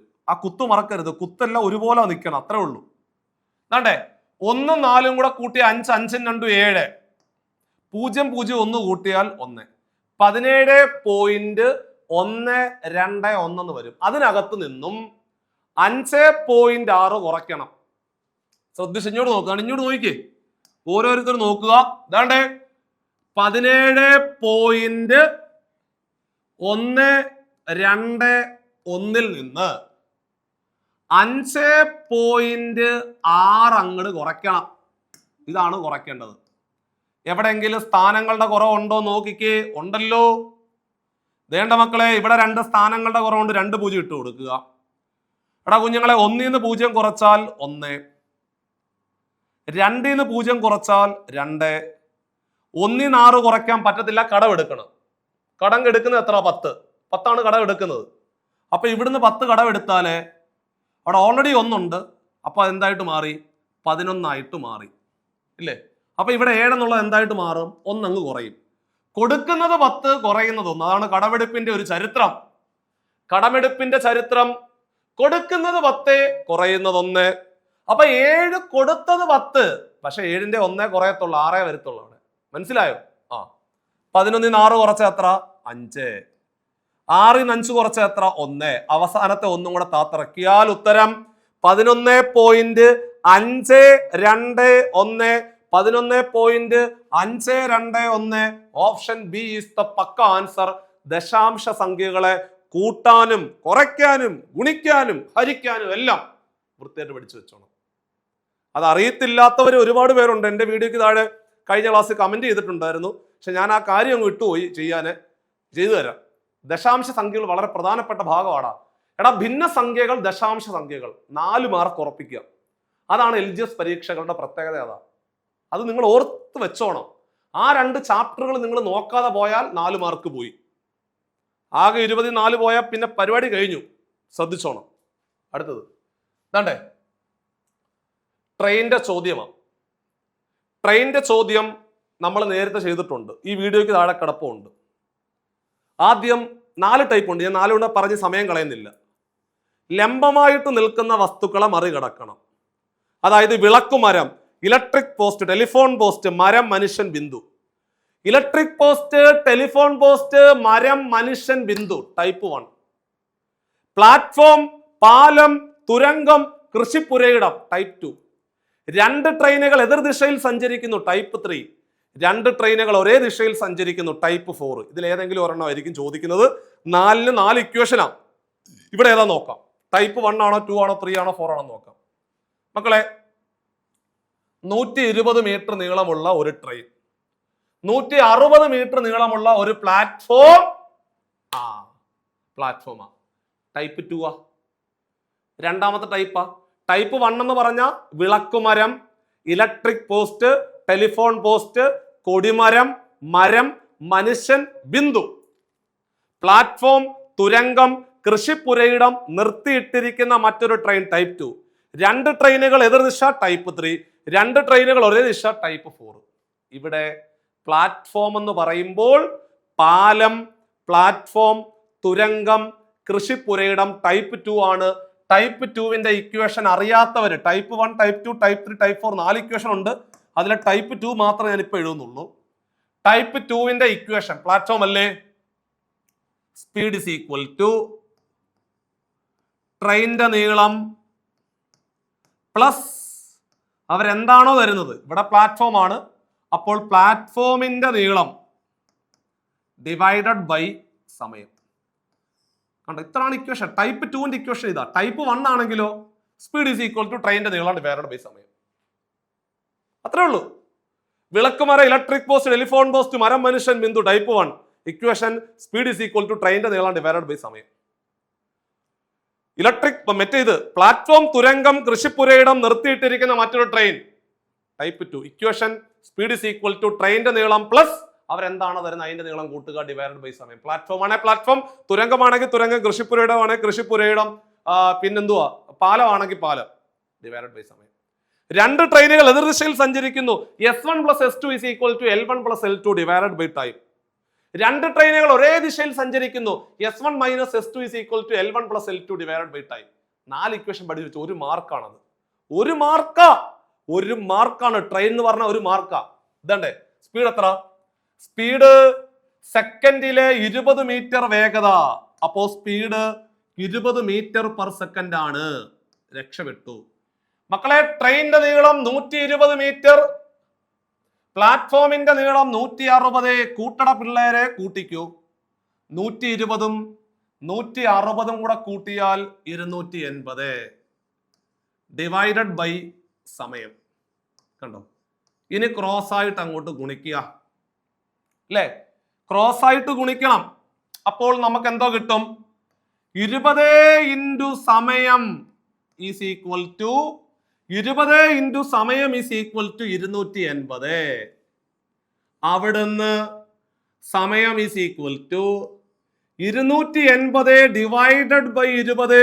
മക്കളെ 0 വെട്ടി 28ന്റെ പകുതി. എടാ 28ന്റെ പകുതി പിടി 14. Option D is the right answer. കണ്ടോ, ഇത്ര ഉള്ളായിരുന്നു പരിപാടി. സിമ്പിൾ ക്വസ്റ്റ്യൻ ആയിരുന്നു. ട്രെയിനുമായിട്ട് ബന്ധപ്പെട്ടുകൊണ്ട് ഇത്തരത്തിലെ വളരെ ഒരു സിമ്പിൾ ചോദ്യം ഞാൻ പ്രതീക്ഷിച്ചില്ല. പക്ഷേ LGSന്റെ പരീക്ഷകൾക്ക് ഈ നിലവാരത്തിലാണ് ചോദ്യങ്ങൾ ചോദിക്കുന്നത് എന്ന് ചോദ്യകർത്താവ് നമ്മളെ വീണ്ടും വീണ്ടും ഓർമ്മപ്പെടുത്തുന്നു. നിങ്ങളും ആ രീതിയിൽ ചിന്തിക്കണം. അപ്പൊ ഇനിയും ട്രെയിൻ അറിയത്തില്ലാത്തവർക്ക് ഒരു ക്ലാസ് ഞാൻ അല്ലാതെ എടുത്തു തരാം. ഓക്കെ, ട്രെയിൻ അറിയത്തില്ലെങ്കിൽ നിങ്ങൾ താഴെ വന്ന് കമന്റ് ചെയ്തോളൂ. ട്രെയിനിന്റെ മാത്രം ആ 4 എണ്ണം കൂടെ വെച്ചുകൊണ്ട് ഒരു വീഡിയോ ചെയ്തു തരാം. അപ്പം 2 ടോപ്പിക് ആവും. അപ്പൊ നിങ്ങൾക്ക് 2 മാർക്ക് ഉറപ്പിക്കാൻ പറ്റും. അടുത്തത് ഒറ്റയാനെ കണ്ടെത്താനുള്ള ഒരു ചോദ്യമാണ്. ചിലപ്പോൾ ഒരുപക്ഷെ നിങ്ങൾ ഈ വീഡിയോ ഒന്ന് പോസ് ചെയ്യും. വെറുതെ നിങ്ങൾ ഓരോരുത്തരും ഈ വീഡിയോ പോസ് ചെയ്ത് വെച്ചിട്ടേ ഒന്ന് ഒറ്റയാനെ കണ്ടെത്താൻ ഒന്ന് ശ്രമിച്ചു നോക്കാവോ? ഒന്ന് ട്രൈ ചെയ്ത് നോക്കടാ പിള്ളേരെ. കിട്ടിയില്ലെങ്കിൽ പോട്ടെ, അത് വിട്. ഞാൻ എന്തായാലും ആൻസർ അങ്ങ് പറഞ്ഞേക്കാം. നാണ്ട മക്കളെ, ഇതൊരു സംഭവം ഇതാണ്. രണ്ടും ഈ ആദ്യം കിടക്കുന്ന 3 സംഖ്യ ഒന്ന് കൂട്ടിക്കേ. ആദ്യം കിടക്കുന്ന 3 സംഖ്യ ഒന്ന് കൂട്ടിക്കേ. 2 4 കൂടെ കൂട്ടി എത്ര? 6. 6 1 കൂടെ കൂട്ടി എത്ര? 7. ആ സാധനമാണ് അവന്മാർ കൊണ്ട് അവസാനം എഴുതി വെച്ചേക്കുന്നത്. മനസ്സിലായോ? അപ്പൊ ഇവിടെ എന്താണ്ടേ 4ഉം 5ഉം കൂടെ കൂട്ടിയാൽ 9. 9ഉം 2ഉം കൂടെ കൂട്ടിയാൽ 11 അല്ലേ അവസാനം വരേണ്ടത്. അപ്പൊ ഇത് വന്നിട്ടില്ല കേട്ടോ. അടുത്തത് മക്കളെ 511. 5 1 6 1 7 സെറ്റ്. 342. 3 4 7 2 9. ഓക്കെയാണ്. അങ്ങനാണെങ്കിൽ ഓപ്ഷൻ ബി ആണ് ഒറ്റയാനായിട്ട് നിൽക്കുന്നത്. ബാക്കിയുള്ള 3 സംഖ്യകളിലും ആദ്യത്തെ 3 ഡിജിറ്റ്സ് കൂട്ടിയ 4ാമത്തെ ഡിജിറ്റ് കിട്ടുന്നുണ്ട്. അപ്പൊ അതുകൊണ്ട് ഓപ്ഷൻ ബി ആണ് അവിടെ വേറിട്ട് നിൽക്കുന്നത് എന്ന് നമുക്ക് സിമ്പിളായിട്ട് പറഞ്ഞ് അവസാനിപ്പിക്കാം. അടുത്ത ക്വസ്റ്റ്യൻ താണ്ട് പിടിച്ചു. 65 വിദ്യാർത്ഥികളുള്ള ഒരു ക്ലാസ്സിൽ രമേഷിന്റെ സ്ഥാനം 21ാമത് ആണെങ്കിൽ താഴെ നിന്ന് എണ്ണുമ്പോൾ രമേഷിന്റെ സ്ഥാനം എത്രാമതാണെന്ന്. ഇതാണ് വരി. മൊത്തം 65 പേരുണ്ട്. ഇവിടെയാണ് നമ്മുടെ രമേശ് ഇരിക്കുന്നത്. മൊത്തത്തിൽ എത്ര പേരുണ്ട്? മൊത്തത്തിലെ 65 പേരുണ്ട്. മുമ്പിൽ നിന്ന് 21ാമത് എന്ന് പറയുമ്പോൾ രമേശിന്റെ മുമ്പിലെ 20 പേരുണ്ടെന്നല്ലേ അർത്ഥം? എടാ, മുമ്പിൽ നിന്ന് 21ാമത് എന്ന് പറഞ്ഞാൽ അതിന്റെ അർത്ഥം രമേശിന്റെ മുമ്പിലെ 20 പേരുണ്ട് എന്നാണ് അതിന്റെ അർത്ഥം. മനസ്സിലാക്കി വെച്ചോണം. 21ാമത് എന്ന് പറഞ്ഞാൽ രമേശിന്റെ മുമ്പിലെ 20 പേരുണ്ട് എന്നാണ് അർത്ഥം. അപ്പൊ രമേശിന്റെ ബാക്കിൽ എത്ര പേരുണ്ട്? മൊത്തം 65 പേരല്ലേ? മൊത്തം 65 പേരാ. അതിലെ രമേശിന്റെ മുമ്പിലുള്ള 20ഉം രമേശും കൂടെ ആവുമ്പോൾ 21 സെറ്റായില്ലേ? ആയി. അപ്പോൾ നമുക്ക് മൊത്തം 65 ആയിരുന്നു. ആ 65 നിന്ന് ഇപ്പൊ 21 പേരെ നമ്മൾ സെറ്റ് ചെയ്ത് വെച്ചു. കുറയ്ക്ക്. 5 നിന്ന് 1 കുറച്ചാ 4. അതേപോലെ 6 നിന്ന് 2 കുറച്ചാ 4. അപ്പൊ രമേശിന്റെ ബാക്കിൽ എത്ര പേരുണ്ട്? 44 പേരുണ്ട്. അപ്പൊ രമേശിന്റെ ബാക്കിലെ, രമേശിന്റെ പിറകിലെ എത്ര പേരുണ്ടെന്ന് ചോദിച്ചാൽ മക്കളെ ആൻസർ 44. പക്ഷെ അതല്ല ചോദ്യം. അതല്ല ചോദ്യം. താഴെ നിന്ന് പിറകിൽ നിന്ന് എണ്ണുമ്പോൾ രമേശ് എത്രാമത്? 44ഉം കഴിഞ്ഞിട്ട് 45ാമതാണെന്ന് പറഞ്ഞ് ഓപ്ഷൻ എയിൽ കുത്തിയാൽ 1 മാർക്ക് സെറ്റ്. ഇത്രേ ഉള്ളൂ പരിപാടി. ക്ലിയർ ആയോ? ഒന്നുകൂടെ പറഞ്ഞു തരാം. മുമ്പിൽ നിന്ന് എത്രാമതാ? 21ാമത്. ആ മുമ്പിൽ എത്ര പേരുണ്ട്? 20 പേര്. അപ്പൊ മൊത്തത്തില് 20ഉം രമേശും കൂടെ ആകുമ്പോൾ 21 പേര് സെറ്റായി. മൊത്തം 65. 65 21 പോയാൽ ബാക്കി പുറകിൽ 44 പേരല്ലേ ഉള്ളത്? പുറകിൽ 44 പേരുണ്ട്. അപ്പോൾ പിറകിൽ നിന്ന് എണ്ണുമ്പോൾ അവൻ എത്രാമതാ? 45ാമതാ. പരിപാടി കഴിഞ്ഞു. ഓപ്ഷൻ എ ആയിരുന്നു അതിന്റെ ശരിയായിട്ടുള്ള ഉത്തരം എന്ന് പറയുന്നത്. വളരെ പ്രധാനപ്പെട്ട ഒരു SCRT ചോദ്യമാണ്. 5ാം ക്ലാസ് പാഠപുസ്തകത്തിലെ 2ാമത്തെ ചാപ്റ്റർ എന്ന് പറഞ്ഞാൽ നമുക്ക് എല്ലാവർക്കും അറിയാം, അത് സംഖ്യാലോകം എന്ന് പറയുന്ന ചാപ്റ്ററാണ്. ആ സംഖ്യാലോകം എന്ന് പറയുന്ന ചാപ്റ്ററുമായിട്ട് ബന്ധപ്പെട്ടുകൊണ്ട് നിങ്ങൾ പലതരത്തിലുള്ള സംഖ്യകൾ പഠിക്കാറുണ്ട്. അത്തരത്തിലെ ഉള്ള ഒരു സംഖ്യയാണ് കാപ്രേക്കർ കോൺസ്റ്റന്റ് അല്ലെങ്കിൽ കാപ്രേക്കർ സ്ഥിരസംഖ്യ എന്ന് പറയുന്ന ഒരു സാധനം. രാമാനുജൻ സംഖ്യയൊക്കെ ഉണ്ടല്ലോ, അതുപോലൊരു സംഖ്യ. അപ്പോൾ രാമാനുജൻ സംഖ്യ നിങ്ങൾക്ക് എല്ലാവർക്കും അറിയാം 1729 അല്ലേ? 1729 ആണ് രാമാനുജൻ സംഖ്യ എന്നുള്ള കാര്യം എല്ലാവർക്കും അറിയാം. അതായത് അതിന്റെ പ്രത്യേകത എന്താണ്? രണ്ട് വ്യത്യസ്ത സംഖ്യകളുടെ ക്യൂബുകളുടെ അല്ലെങ്കിൽ ഘനങ്ങളുടെ തുകയായിട്ട് രണ്ട് വ്യത്യസ്ത രീതിയിൽ എഴുതാൻ സാധിക്കുന്ന ഏറ്റവും ചെറിയ സംഖ്യയാണ് 1729. കണ്ടുപിടിച്ച സയന്റിസ്റ്റ് ആരാണ്? ഡോക്ടർ ശ്രീനിവാസ രാമാനുജൻ. അദ്ദേഹം തമിഴ്നാട് സ്വദേശിയാണ്. അദ്ദേഹത്തിന്റെ ജന്മദിനമാണ് ഡിസംബർ 22. ആ ഡിസംബർ 22 ദേശീയ ഗണിതശാസ്ത്ര ദിനമായിട്ട് ആചരിക്കുന്നത്. ഇത്തരം കാര്യങ്ങളൊക്കെ നമുക്ക് അറിയാവുന്ന. അതുപോലെ ഒരു മഹാരാഷ്ട്ര സ്വദേശി, മഹാരാഷ്ട്രക്കാരനായ അധ്യാപകൻ ഒരു സംഖ്യ കണ്ടുപിടിച്ചു. ആ സംഖ്യയാണ് കാപ്രേക്കർ സ്ഥിരസംഖ്യ. കണ്ടുപിടിച്ച സയന്റിസ്റ്റിന്റെ പേര് DR കാപ്രേക്കർ എന്നാ. അയാൾ കണ്ടുപിടിച്ചതായതുകൊണ്ട് അയാളുടെ പേര് കൊടുത്തു കാപ്രേക്കർ സ്ഥിരസംഖ്യ. 6174 6174 കാണാതെ പഠിച്ചു വെക്കുക. അതിന്റെ ഹിസ്റ്ററി ഒന്നും പരീക്ഷയ്ക്ക് ചോദിക്കത്തില്ല. അങ്ങനെ ഹിസ്റ്ററി കുറെ കാര്യങ്ങളൊക്കെ ഉണ്ട്.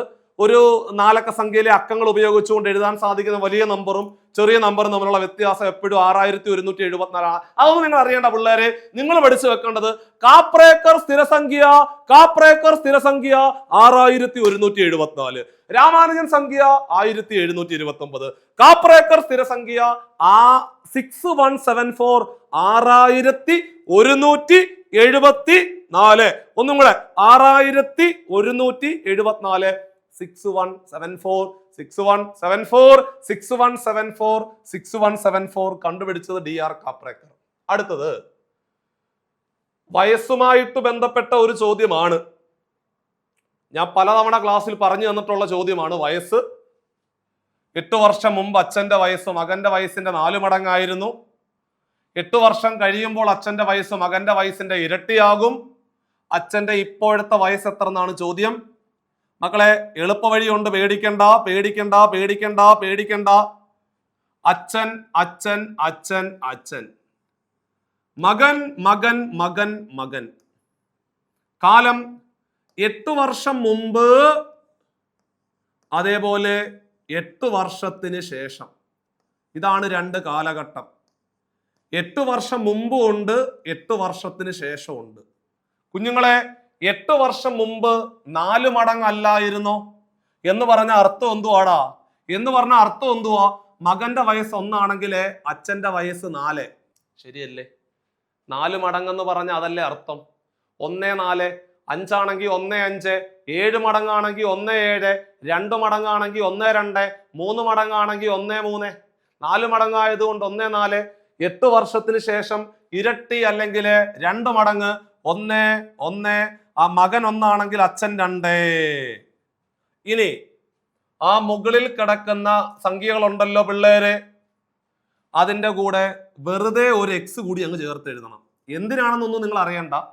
നിങ്ങൾ 4 സംഖ്യകൾ കൃത്യമായിട്ട് പ്ലേസ് ചെയ്തിട്ട് ആ മുകളിൽ കിടക്കുന്ന സംഖ്യകളുടെ കൂടെ എക്സ് എക്സ് എക്സ് കൊടുക്കുക, എക്സ് കൊടുക്കുക. ആ എക്സ് കണ്ടുപിടിക്കാനുള്ള വഴിയാണ് പറഞ്ഞു തരുന്നത്.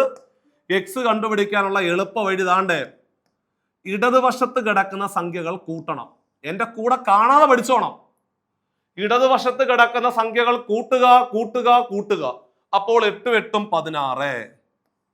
താഴെയുള്ള 2 സംഖ്യകൾ കുറയ്ക്കുക കുറയ്ക്കുക കുറയ്ക്കുക കുറയ്ക്കുക കുറയ്ക്കുക കുറയ്ക്കുക. 2ൽ നിന്ന് 1 കുറച്ച 1.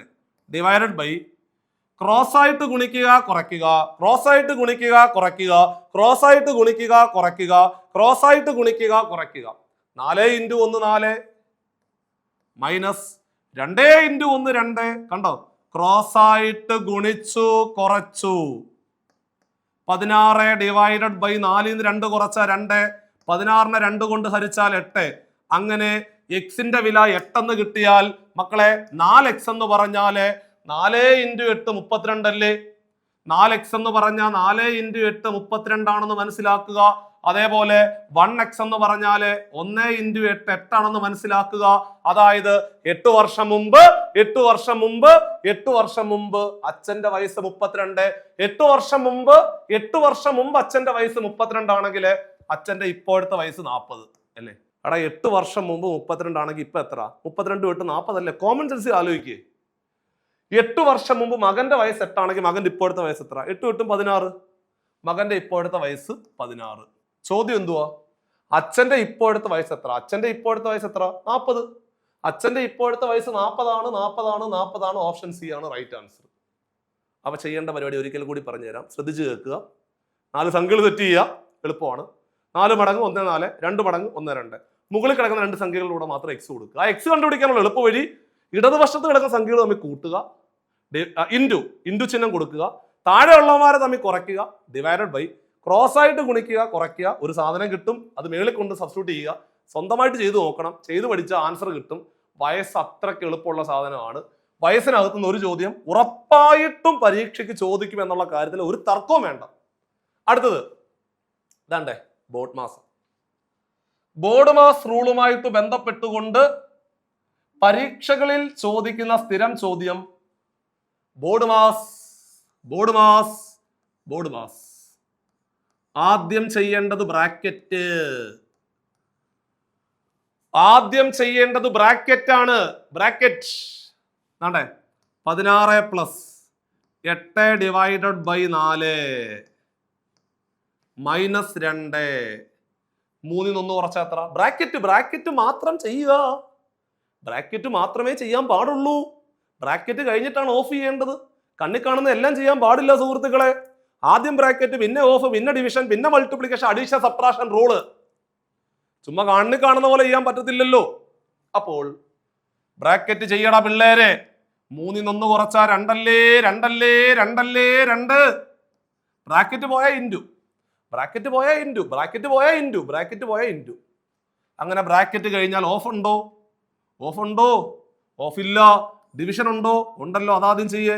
വേണ്ടേ? 16 + 8 4 കൊണ്ട് ഹരിച്ചാൽ എത്ര? 8 4 കൊണ്ട് ഹരിച്ചാൽ 2 -2 × 2. ഡിവിഷൻ കഴിഞ്ഞാൽ മൾട്ടിപ്ലിക്കേഷൻ പിടിയട പിള്ളേരെ. 16 + 2 -2 2 4. അങ്ങനെ മൾട്ടിപ്ലിക്കേഷനും കഴിഞ്ഞു. അഡീഷനും സബ്ട്രാക്ഷനും മാത്രമേ ഉള്ളെങ്കിൽ എല്ലാം മറക്കുക. എല്ലാം മറന്നിട്ട് ഇഷ്ടമുള്ള പോലെ അങ്ങ് ചെയ്തു. 16ഉം 2ഉം കൂടെ കൂട്ടിയാൽ എത്ര? 18. 16ഉം 2ഉം കൂടെ കൂട്ടിയാൽ 18 അല്ലേ പിള്ളേരെ? ആ 18 4 കുറച്ചാൽ എത്ര? 18 4 കുറച്ചാൽ 14 അല്ലേടാ? 14 എവിടെയാടാ? 14. Option A is the right answer. Simple question. BODMAS റൂളുമായിട്ട് ബന്ധപ്പെട്ടുകൊണ്ട് ഒരുപാട് ചോദ്യങ്ങൾ ചെയ്തു പഠിക്കണം. ആദ്യമേ ഒരു കാര്യം മാത്രമേ ചെയ്യാവുള്ളൂ. ബ്രാക്കറ്റ് ആണെങ്കിൽ ബ്രാക്കറ്റ് ചെയ്യുക, ഓഫ് ആണെങ്കിൽ ഓഫ്, ഡിവിഷൻ ആണെങ്കിൽ ഡിവിഷൻ, മൾട്ടിപ്ലിക്കേഷൻ ആണെങ്കിൽ മൾട്ടിപ്ലിക്കേഷൻ, അഡീഷൻ ആണെങ്കിൽ അഡീഷൻ, സബ്ട്രാക്ഷൻ ആണെങ്കിൽ സബ്ട്രാക്ഷൻ. മറന്നു പോകാൻ പാടില്ല. അപ്പൊ നമുക്ക് അടുത്ത ചോദ്യത്തിലേക്ക് പതിയെ പോകാം. അടുത്ത ചോദ്യം ഇതാ പിടിച്ചു. അയ്യോ കൊള്ളാം അല്ലേ, ഇഷ്ടപ്പെട്ടു, എനിക്ക് ഇഷ്ടപ്പെട്ടു. ശരിയായ ക്രമം കണ്ടെത്തുക. കുറെ നാൾ കൊണ്ട് ഈ സാധനം എങ്ങനെ തപ്പി നടക്കുമായിരുന്നു. ഇതിനെ അർത്ഥവത്തായ രീതിയിൽ പദങ്ങളുടെ ക്രമീകരണം എന്ന് സിലബസിൽ കൊടുത്തിട്ടുണ്ട്. ഞാനിങ്ങനെ കുറെ നാളായിട്ട് ഈ സാധനം തപ്പി നടക്കുമായിരുന്നു. കഴിഞ്ഞ ദിവസമാണ് ഇത് കണ്ടത് പരീക്ഷയ്ക്ക്. വസ്ത്രമുണ്ട്, പരുത്തിയുണ്ട്, നെയ്ത്തുണ്ട്, നൂലുണ്ട്. കാണുമ്പോഴേ എല്ലാവർക്കും ആൻസർ കിട്ടിക്കാണും. ആദ്യം എന്തുവാ? ആദ്യം നമ്മള് പരുത്തിയിൽ നിന്ന് എന്തുണ്ടാക്കും? നൂലുണ്ടാക്കും അല്ലേ? ആ നൂലിനെ നെയ്തിട്ട് നമ്മൾ വസ്ത്രം ഉണ്ടാക്കും. അപ്പൊ ആദ്യം പരുത്തിയാണ് വരേണ്ടത്. പരുത്തി കൃഷി നടത്താറില്ലേ? ആ പരുത്തിയിൽ നിന്ന് നൂലുണ്ടാക്കും. ആ നൂലിൽ നിന്നും ആ നൂലിൽ നിന്ന് നെയ്തിട്ട് വസ്ത്രം ഉണ്ടാക്കും. നെയ്തിട്ടാണ് വസ്ത്രം ഉണ്ടാക്കുന്നത്. ശരിയല്ലേടാ?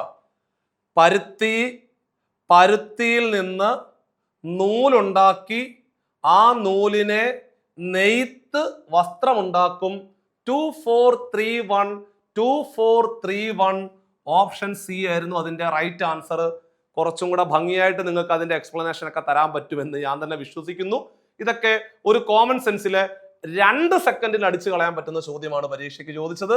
അടുത്ത ക്വസ്റ്റ്യൻ, പക്ഷി, ആകാശം, മത്സ്യം, സമാന ബന്ധം എന്ന് പറയുന്ന, എനിക്ക് ആ ഒരു സിലബസിനോട് അവർ കറക്റ്റായിട്ട് നീതി പുലർത്തി. സിലബസ് നമ്മൾ നോക്കുമ്പോഴേ റീസണിങ്ങിനകത്ത് ഒന്നാമത് കിടക്കുന്ന എന്തുവാ? അതായത് ബോർഡ് മാസ് റൂള്, അതാണ് ഒന്നാമത് കിടക്കുന്ന ഭാഗം. രണ്ടാമത് അർത്ഥവത്തായ രീതിയിൽ പദങ്ങളുടെ ക്രമീകരണം, സമാന ബന്ധം, അങ്ങനെയൊക്കെയുള്ള എല്ലാ സബ് ടോപ്പിക്കിനുള്ള ചോദ്യങ്ങളെ ചോദ്യകർത്താവ് ഉൾപ്പെടുത്താൻ ശ്രമിച്ചു. അപ്പോൾ നിങ്ങൾക്ക് ഉറപ്പിക്കാം, പക്ഷികൾ ആകാശത്ത് കാണുന്നു. അപ്പോൾ മത്സ്യം കാണുന്നത് എവിടാണ്? മത്സ്യം വെള്ളത്തിലല്ലേ കാണുന്നത്? ആണ്. അതുകൊണ്ട് ഓപ്ഷൻ ഡി ആണ് ആൻസർ. ഇതൊക്കെ സിമ്പിൾ ക്വസ്റ്റ്യൻ അല്ലേ?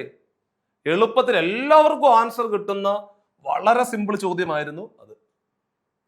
ശ്രേണി പൂരിപ്പിക്കാനാണ് ചോദിച്ചത്. ഒരുപക്ഷെ ഒരു അല്പം ബുദ്ധിമുട്ടുണ്ടായി കാണും എക്സാം ഹാളിലെ, പക്ഷേ വലിയ പ്രശ്നമൊന്നും ഇല്ലടാ. കാരണം 140, 68, 32, 14 നന്നായിട്ട് കുറഞ്ഞാ പോകുന്നത്. അപ്പോഴേ ആലോചിച്ചോ, ഡിവിഷൻ ആണെന്ന് ആലോചിച്ചോണം. കുറഞ്ഞു പോവാണ് ഡിവിഷൻ ആണ്, നല്ലപോലെ കയറി പോവാണ് മൾട്ടിപ്ലിക്കേഷൻ. അപ്പൊ ഒറ്റയടിക്ക് ഡിവിഷൻ വരുമ്പോൾ നിങ്ങൾ ആലോചിക്കണം, പകുതി എടുത്ത് നോക്കണം. ചുമ്മാ 140ന്റെ പകുതി എത്ര? 140ന്റെ പകുതി എത്ര പിള്ളേരെ? 70 അല്ലേ?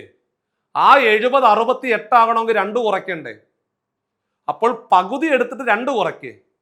അപ്പോൾ 140ന്റെ പകുതി 70, 70ന്ന് 2 കുറച്ചാൽ 68. അതേപോലെ എടാ കുഞ്ഞുങ്ങളെ, 68ന്റെ പകുതി എത്ര? 68ന്റെ പകുതി 34 അല്ലേ? ആ 34ന്ന് 2 കുറച്ചാൽ എത്ര? 32. സെറ്റ്. 32ന്റെ പകുതി എത്ര? 32ന്റെ പകുതി 16. 16ന്ന് 2 കുറച്ചാൽ 14 അല്ലേ? അതേപോലെ 14ന്റെ പകുതി 7. 7ന്ന് 2 കുറച്ചാൽ 5. ഓപ്ഷൻ ബി ആയിരുന്നു.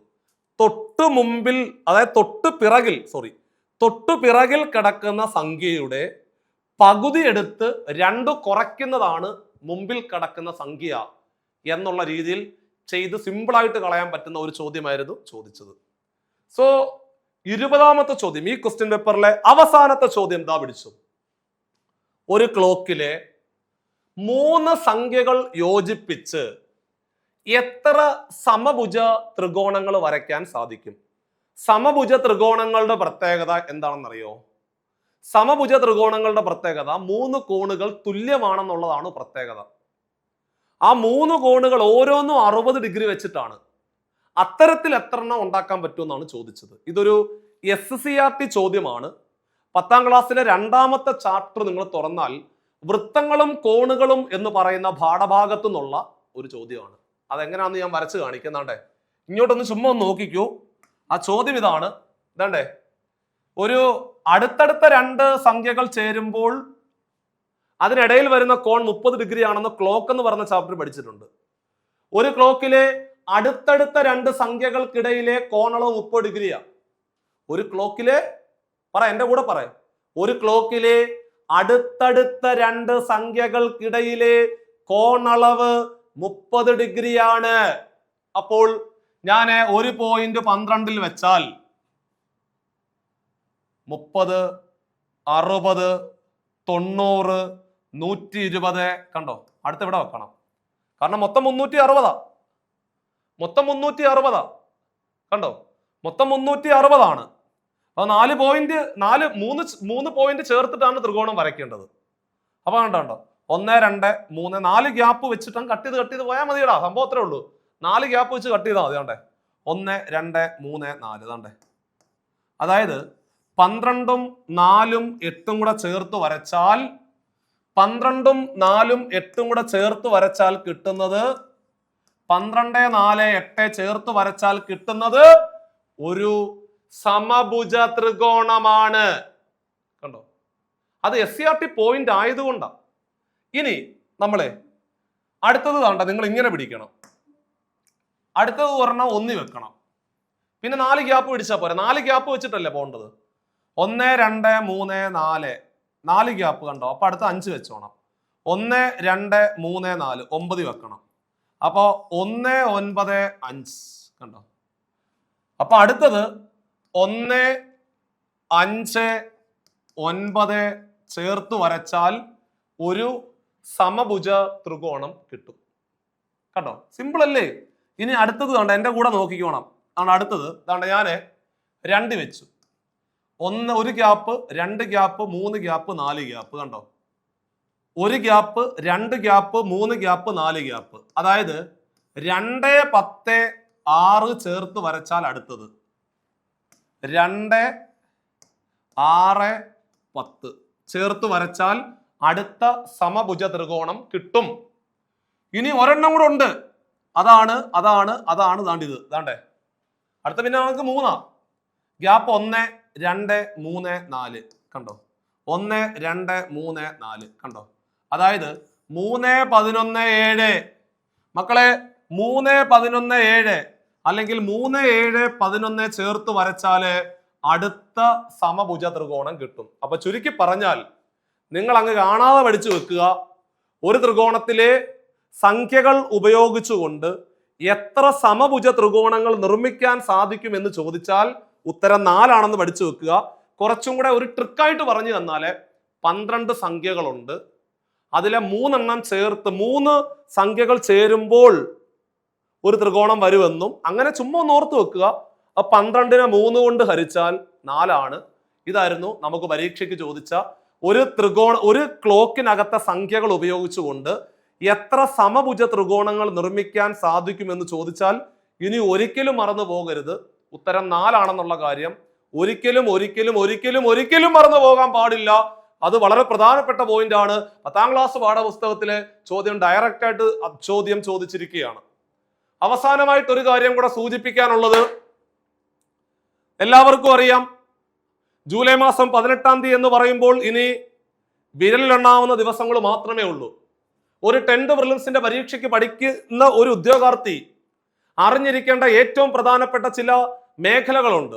അത് 2021 മുതൽ 2025 വരെയുള്ള ചോദ്യപേപ്പറുകൾ പരിശോധിക്കുമ്പോൾ കൃത്യമായിട്ട് നമുക്കറിയാൻ പറ്റും ഇന്ന മേഖലകളിൽ നിന്ന് മാത്രമേ ചോദ്യങ്ങൾ ചോദിക്കത്തുള്ളൂ എന്നുള്ള കാര്യം വ്യക്തമായിട്ട് മനസ്സിലാക്കിയെടുക്കുവാൻ സാധിക്കും. അത്തരത്തിലെ ഏറ്റവും പ്രധാനപ്പെട്ട സബ് ടോപ്പിക്കുകൾ കണ്ടെത്തിക്കൊണ്ട് CCLS റിസർച്ച് വിങ്ങും അധ്യാപകരും ചേർന്നുകൊണ്ട് നടത്തുന്ന അടുത്ത ഒരു 10 ദിവസത്തെ ബൂസ്റ്റർ ക്ലാസ് നമ്മൾ തുടങ്ങാൻ പോവാം. അതായത് അവസാന നിമിഷത്തിലെ ഈ പരീക്ഷയ്ക്ക് ഏറ്റവും ആത്മാർത്ഥമായിട്ട് തയ്യാറെടുക്കുന്ന എല്ലാവർക്കും ഉപകാരപ്പെടുന്ന രീതിയിലുള്ള ഏറ്റവും പ്രധാനപ്പെട്ട ബാച്ചുകളിലേക്ക് നിങ്ങൾക്ക് ജോയിൻ ചെയ്തുകൊണ്ട് ഈ പരീക്ഷ വളരെ ഭംഗിയായിട്ട് നേരിടാവുന്നതാണ്. സോ 8590202323 എന്ന് പറയുന്ന നമ്പറിൽ കോൺടാക്ട് ചെയ്തുകൊണ്ട് കമ്പനി ബോർഡ് കോർപ്പറേഷൻ LGS പരീക്ഷയുടെ 10 ദിവസത്തെ ബൂസ്റ്റർ ക്ലാസ്സിൽ ജോയിൻ ചെയ്തുകൊണ്ട് അവസാന ഘട്ടങ്ങൾ ഏറ്റവും ഭംഗിയായിട്ട് പൂർത്തീകരിച്ചുകൊണ്ട് എക്സാം ഹാളിലേക്ക് കടക്കുവാൻ ഞാൻ ഓരോരുത്തരോടും ആവശ്യപ്പെടുന്നു. നിങ്ങളുടെ എല്ലാ സജഷൻസും വീഡിയോയ്ക്ക് താഴെ കമന്റ് ആയിട്ട് വരണം. അതിനനുസരിച്ച് അടുത്ത വീഡിയോ എൻ്റെ മുമ്പിൽ നിന്നും വീണ്ടും വരും. അപ്പൊ എല്ലാവർക്കും 2027 തന്നെ കമ്പനി ബോർഡ് കോർപ്പറേഷൻ LGS പരീക്ഷയുടെ ആ പരീക്ഷ എഴുതി നിങ്ങളുടെ ഓരോരുത്തരുടെയും വീട്ടുകളിലെ 2027 2028 പോസ്റ്റ്മാൻ അഡ്വൈസ് കൊണ്ടുവരുന്ന നല്ല ആ സുന്ദര നിമിഷത്തെ സ്വപ്നം കണ്ടുകൊണ്ട് വീട്ടിലെ അമ്മയുടെയും അച്ഛൻ്റെയും മുമ്പിൽ നിന്നുകൊണ്ട് ആ അഡ്വൈസ് അവരുടെ കയ്യിൽ കൊടുത്തുകൊണ്ട് അവരെ കൊണ്ട് പൊട്ടിപ്പിച്ച് എവിടെയാണ് ജോലി എന്ന് അവർ തന്നെ നിങ്ങളുടെ മുഖത്തേക്ക് നോക്കി വളരെ ആത്മവിശ്വാസത്തോടു കൂടി നിങ്ങളെ ആ വളർത്തി വലുതാക്കിയതിന്റെ ആ ഒരു സന്തോഷം എല്ലാം കൂടെ ആ പ്രകടമാകുന്ന നല്ല നിമിഷത്തെ സ്വപ്നം കണ്ടുകൊണ്ട് നിങ്ങൾ പ്രവർത്തിക്കുക. നാളെയുടെ ദിവസങ്ങൾ തീർച്ചയായിട്ടും നിങ്ങൾക്കുണ്ടാകും. ഭംഗിയായിട്ട് തയ്യാറെടുത്തുകൊണ്ട് മുമ്പോട്ട് പോവുക. കുറ്റപ്പെടുത്തുന്നവർ കുറ്റപ്പെടുത്തിക്കൊണ്ടേയിരിക്കും, അവർക്ക് കുറ്റപ്പെടുത്താൻ മാത്രമേ അറിയത്തുള്ളൂ. രക്ഷപ്പെടണം. നാളെയുടെ മുമ്പിൽ നിങ്ങൾ ഒരു സർക്കാർ ജീവനക്കാരനാകണം എന്ന് നിങ്ങൾ മാത്രമാണ് ചിന്തിക്കുന്നതെങ്കിൽ തീർച്ചയായിട്ടും നിങ്ങൾക്കുള്ള നല്ല വലിയൊരു ഓപ്പർച്യൂണിറ്റിയാണ്, മിസ്സാക്കരുത്. ഭംഗിയായിട്ട് മുമ്പോട്ട് പോവുക. നിങ്ങൾക്കുള്ള നല്ല ദിവസങ്ങൾ 2027 നല്ല ദിവസങ്ങൾ തീർച്ചയായിട്ടും ഉണ്ടാകട്ടെ എന്ന് ആത്മാർത്ഥമായിട്ട് പ്രാർത്ഥിച്ചുകൊണ്ട് ഈ ഒരു ക്ലാസ് ഇവിടെ അവസാനിപ്പിക്കുകയാണ്. മറ്റൊരു ക്ലാസ്സിൽ വീണ്ടും കാണാം. ബൈ.